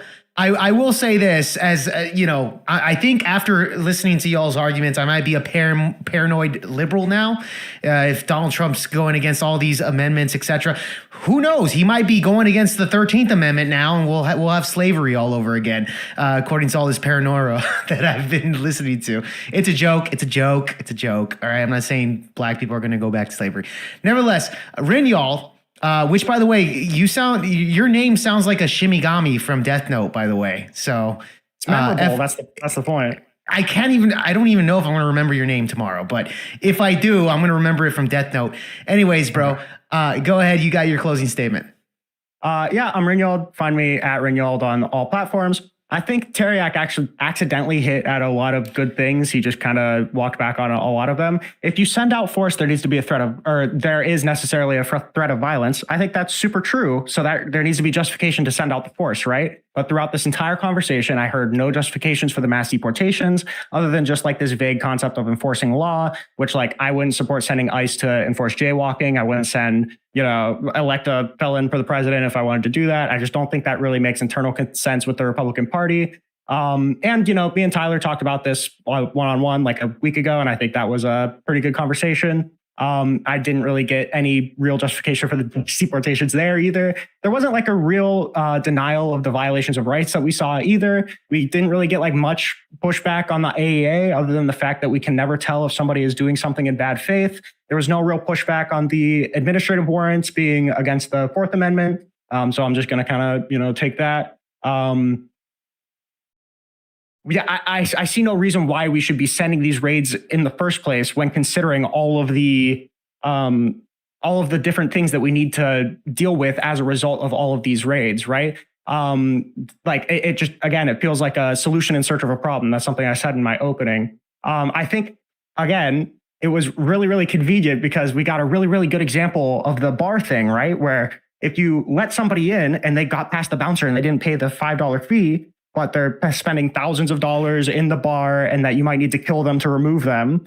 And, it's going to cause all the people to leave the bar whenever you come in and get him. I don't even know if there is a real argument to get him out of the bar. I think the real way to do it is have a conversation with him, make him pay the fee, have a conversation with the immigrants, give them a pathway to citizenship. I think that's a way easier explanation. And then in terms of the shooting. Okay. Hold on, Teriak, let him finish. In terms of the lawful but awful thing with the ICE shootings, I feel like that accidentally just concedes that it could have been avoided and therefore it's unjust, right? Like whether or not it's lawful, I'm not even super interested in. Whether or not these ICE officers get charges, I'm not particularly interested in. I don't think that these people who are doing unjust killings that could have been easily avoided, I'd say this about Preddy, I'd say this about Renee Good, should be out in the force like that. But the fact that we have to pull so many untrained, unqualified people to do all of these unjustified ICE raids, I think is an argument against the ICE raids. But yeah. Okay. Thank you so much for that closing statement, man. With that being said, thank you so much for everybody tuning into the show. Dylan, thank you so much for coming in. You're a newcomer. Rinyal, you're also a newcomer, bro. I don't think I've ever seen you on the panels or anything. I was on one thing. I talked to you and Teriak, I think, when Ryan was on here about gay marriage. Wait, it was like a year ago. I've been on here for like 20 minutes. Wait, hold on. You've been on the show before? Yeah, one time. Oh shit! I'm sorry, bro. Super long hair. No, I looked way different. All right, I don't blame you. Okay, I'm sorry, bro. I thought you were totally. Did I get your name wrong at the time too? Was I calling you? I did. Okay, I'm sure I did. I'm more than certain I was a lot more aggressive during that panel too because I'm in moderator mode right now. But okay, apologize for that. But you know what? Let's get you back on, man. I think you seem like a pretty articulate liberal. So I'd love to get you back on, similar to Appreciate Dylan. It. Yeah, similar to Dylan, man. So I definitely want to interact with you guys a lot more in the future. So we'll definitely get the contacts on. But anyways, guys, with that being said, we're going to send you off to Teriak for the after party on his stream. If anybody wants to join in with Teriak. No, I'm leeching off your stream on the StreamYard. Oh so shit, are you, bro? Linked to yours. Yeah. I guess we're going. Renner, are you live on YouTube? I'm live on YouTube. Rob Norris live. You want to write into him? Let's go in. Well, I'm fucking live. What the fuck? Oh, sorry, Tyler. You're gonna be my last. I was gonna ask Renal and then Dylan, and then you. You're the last. You were the last one. I'm trying to hit that 500. I'm trying to hit that 500. Make that money. All right. We got to shoot it off to Nero, baby. Yeah, go do Tyler, bro. Do Tyler. We'll do Tyler, man. Come do me. Well, not Wait, that. Tyler, give us your link. We give you your link because I'm not subbed. And also it gives you an excuse to do a filthy, shameless self plug. Yes, that is true too. Because normally Teriak does it separately, so my bad, man. Tyler, where the fuck are you at? Average debater, right? It's in the private. Also, Put it Jake, in the I public, want to say motherfucker. you're I welcome, told you by to the way. I missed Shakur Stevenson versus Teofimo Lopez for this. Okay, that fight was supposed to be everything for me tonight. I have money on it. Oh, I'm so fucking sorry, bro. It's okay. I'm so it's sorry. okay. You asked me. I came here. It's my decision. But you know, I thought I it made mighty was- sacrifices. This was a good debate. I thought I had a good time. Wait. By the way, hold on. Isn't the main event gonna happen around 10 p.m. Central It's Time? 10 p.m. It's 10:30 p.m. EST right now. Do you mean Central Okay. Time? 10 p.m. Central. Yeah. Is it going on right now? I think, dude, I'm just gonna watch the whole. I always watch it from the start. I'm just gonna watch the whole thing. Okay. tomorrow. Don't worry about Okay, it. But I gotta fair run away from Twitter now because every time I miss one of these fucking events, I'm like, okay, don't worry. I'll just on instinct open up Twitter. I'll see the result and I want to kill myself. For sure, Dylan. For sure, Dylan. I didn't know you were a one of those. You don't strike me as a guy that's interested in like combat sports. Oh, Bro. dude, I love boxing. My grandfather you? took me to boxing gym when I was in middle school and high school, and I loved it. I loved everything about it. Right on, man. You don't strike me as that type of guy. So I went that's to cool, Sugar Ray bro. Leonard's gym actually. Did you really? Yeah. He's Sugar from- Ray he's from my Leonard. county, Prince George's, gorgeous Prince George's. Right on, dude. Okay, that's something new that I learned about you. Oh, right on, man. Right on. Rinyal, are you into sports, man? I just asked the question because most liberals just aren't. I'm into the pussy version of combat sports. I'm a pro wrestling fan, and I watch basketball. That's definitely something that you'd be interested. Now, I was interested in wrestling, like pro wrestling, when I was a kid. It is entertaining, but Hey, there's a lot of overlap. You got Bobby Lashley. yeah, and CM Bobby Lashley was cool. Punk and, Yeah, CM Punk. I got you. Just I real got quick you. about the rate thing into Tyler, you need to go into your YouTube settings and enable rates or redirects. Yeah, because I can't find you, Tyler. Yeah. And So, Rinyal, listen to me. Yeah, listen real quick. Go into YouTube Studio. On the very left-hand side of the screen, there should be a cog. Let me know when you click that. I don't follow Rinyal on YouTube, so I can't raid him, bro. Shame. You gotta send me your contact, Rinyal, like on Discord or YouTube something. Studio, then whatnot? Oh, the Yeah, so if cog. you click the cog, click the cog. I'll and send then it back click, here, but I still think you community should send it to moderation. Tyler. Yeah, I'll send it to Tyler, I'm but not just gonna so I be can live have your after shit. long. Yeah, And then just click so I can user have your shit, management dude. on the right. Gotcha. I sent it in the back. Okay. Oh, bro, I am subscribed to you already. I'm And sorry, then scroll dude. down to the Oh, bottom. all channels can I'm telling you, I redirect my look different. content. Okay, Yeah, make sure that's clicked, and then make sure you click save as well. Got it. Done. you're good, Tyler. Yeah. By the way, bro, I think I probably subbed to you because I met you for the first time, but I guess I just didn't remember you, man. It's all good. I looked way different when I did that debate. I had long, luscious locks. All right. I was there backing up Ryan, so who knows? Oh yeah, that guy. Oh man, that dude's something else. But hold up really quick. I see Teriak. Hey, nice to meet you, Dylan, too. You by might the way. need to All right, I've refresh been your watching you studio for a little bit. Jake. Oh, thank you. Yeah, Nice to let meet me- you too. Yeah, I'm sorry, guys. If we're holding too, you guys Dylan. up, I'm sorry, but I just need to get the direct to Tyler. Dylan's fantastic, and he actually lives by what he fucking preaches. Unlike most people online, like the amount of bravery it takes to go and do what he actually does. And that documentary, by the way, worth checking out. The dude, like, endless applause, like from anyone, even if you disagree with his politics, endless applause.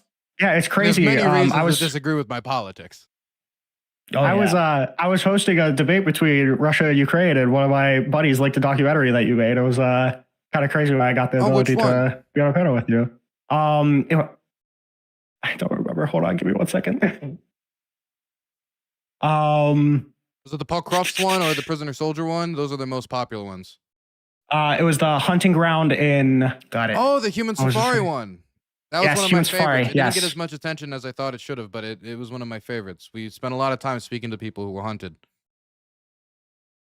Yeah. Right on. Yeah. Dylan. Yeah, I checked out some of your stuff. I didn't go through all the documentary stuff, but I will say that you definitely are pretty pretty successful, especially on YouTube with your documentaries. Very high-end production as well, Dylan. So very It much was a hard change, congratulations man. on that. It was. I went from hosting panel shows to filming on the front line of a major war. It was a big shift. Yeah. I was gonna ask, how long have you been doing that, by the way? Because Tim Pool It'll was be doing that 4 during the like years and a few months. I've been doing it for 4 years. now. Yeah. Wow. Well, then you I've really been doing did this do a longer lot of than I stuff. did my panel show, longer than I did the rest of my politics stuff. Now I didn't realize that until like a month ago. Like, oh, damn. Oh, really? Crazy. That is crazy, dude. Oh, but congratulations, Dylan, because you definitely put out some really high quality content on your YouTube specifically. Your Twitch, I checked it out. It's a lot more of like your live streams and stuff like that. So that's always good for the balance. But you've definitely done some good stuff on YouTube, because with the 90K sub stuff, very much impressive, man. I gotta say. The problem was originally that was my commentary channel, the Dylan Burns TV thing, and it had like 85K subs. In the last 3 years, I only gained 5 because what would happen Really? is, yeah, let me tell you how it worked. Over the last 3 years, everybody who wanted panel shows, they unsubscribed because I'm not doing panel shows anymore. I'm putting out war documentaries. We got to read the subtitles. Somebody talk about their village burning down. It's not exactly the same market, you know. So Sure, I the should have niche. started a new channel, but I was so scared that I would make these films and then nobody would see them because it's on a 0 sub channel, and I just like Makes threw my sense. life on the front line for 2 people, and one of the comments is just gonna be like gay. Like I don't want that. So I decided I would sacrifice the main channel analytics, and it's finally paid off this year. Well, like late last year, because now we're having 200K documentaries, 100K documentaries, and it's finally starting Yeah. to be self-sufficient. So I'm happy I took the jump. Oh yeah, definitely, Dylan. Much congratulations, man, on that, dude. It's very much Definitely good work. Definitely good work, dude. So that's why, like, when I checked out your stuff, I'm like, oh, Dylan's he's been fucking like grinding for I don't know how long, but this guy's definitely gotten a big amount of views. So I was really happy for you to come on and kind of tangle up with the gentleman that I had in front of you, you know.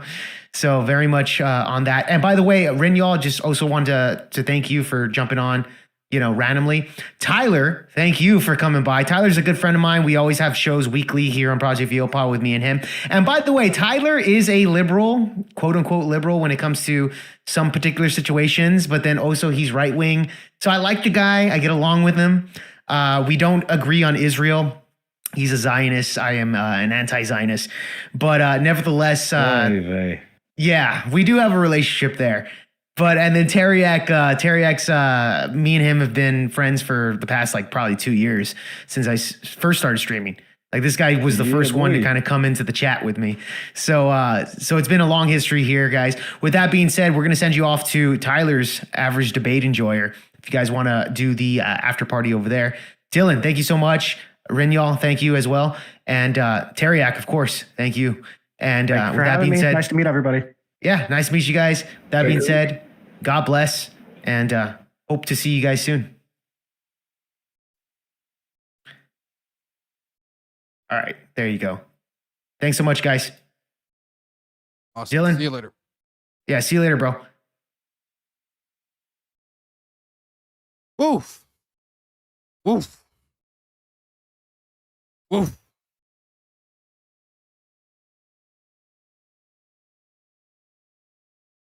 Oh, I just saw Tyler was messaging me the whole debate. I didn't look at any of these DMs. I'm just reading them. I don't know. These are really funny. And I'm reading them for the first time. My God. I'm also getting a complaint. Like, Dylan, your mic was down. I think my mic was. Might have been down on the main thing, but there's not much I can do. I can't, like, turn up my mic. I don't really know how. It's as loud as it gets, really. As loud as it gets. The after, is there, when they said there was an after party, I have no clue what that means. We can't see shit? Well, yeah, that's because I don't have anything on screen. Second.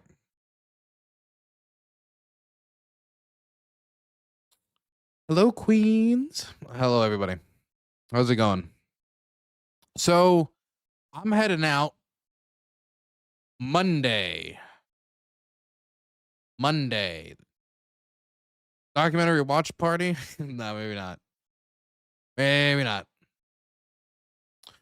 So I'm going to be heading out Monday to Minneapolis. I should say that this shouldn't be a huge change for many of you. You guys are already used to my abusive hours of streaming. absolutely overwhelming nonsense that is my hours at times. So it's going to be a little shaked up because if I'm going to be filming all day, there's a chance that if I'm filming all day from like 8 a.m. to 6 p.m., I might be too tired to stream. I'll try to stream while I'm over in Minneapolis. The location that I got should have strong enough internet, but I also, that's a factor as well. And I'm going to concentrate on filming. But I should be live on Monday, late Monday, but on Monday. If not, well, then maybe there's a problem with the internet over there. See you later, bud. Enjoy the fight. I will enjoy the fight. I will enjoy it tomorrow. I will enjoy it tomorrow.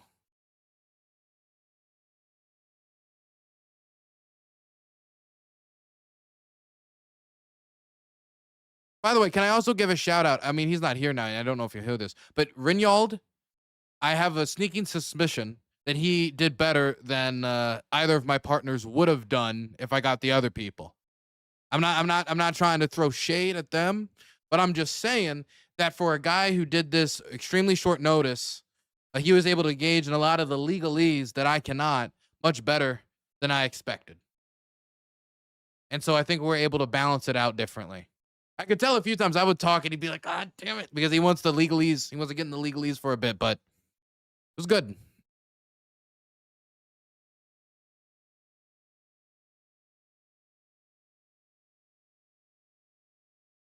Started slow, but got rolling. True.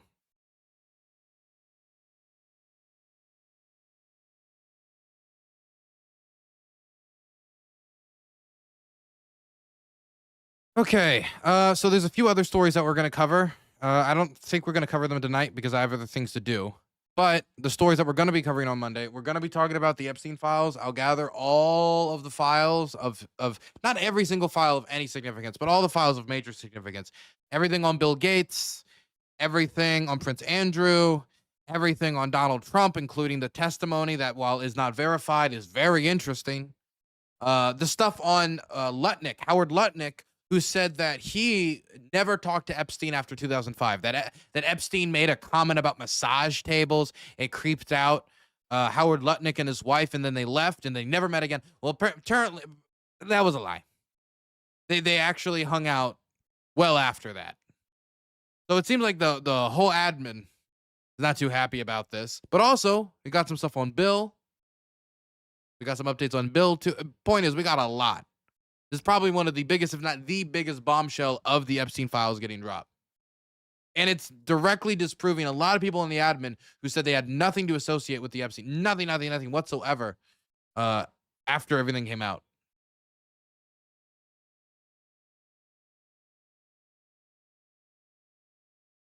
Anyway, boys, I'll see you all later. I am going to spend the rest of my night working on my script and probably watching RuPaul with my boyfriend. They've got me into it. Season 13. Okay, my favorite was Utica. They didn't get all the way though. So now I like Rosé. Okay, I'm trying to participate in a queer culture. I still prefer. I think I still prefer my Kurosawa movies. Maybe. I think I still prefer a nice grizzly man. But it's not too bad. You guys have a good night. Donate at DylanBurns.tv.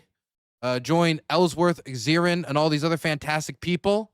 Thank you for the compliments, Zirin. I saw you hyped me up earlier. It was very nice. I don't remember what season they were but Bob the comedian was my favorite on the show. I've never watched anything else but season 13, so you can't ask me anything else unless it's literally season 13. If you want to donate to the show, you can also donate at Dylan Burns TV on Patreon to support my documentaries. We've got documentaries on the main channel, and I've been told that we're going to be releasing a new article on offbeat research in the near future. If you want to read any of my previous work, you can read it at OFFBEATresearch.com. That's OFFBEATresearch.com. Also, YouTube has changed how they show videos. They used to show a lot more long-form content when you refresh your YouTube page. Now they show a lot less and a lot more short form. There's nothing I can do to change that, but that obviously directly affects our documentary in a very, very major way.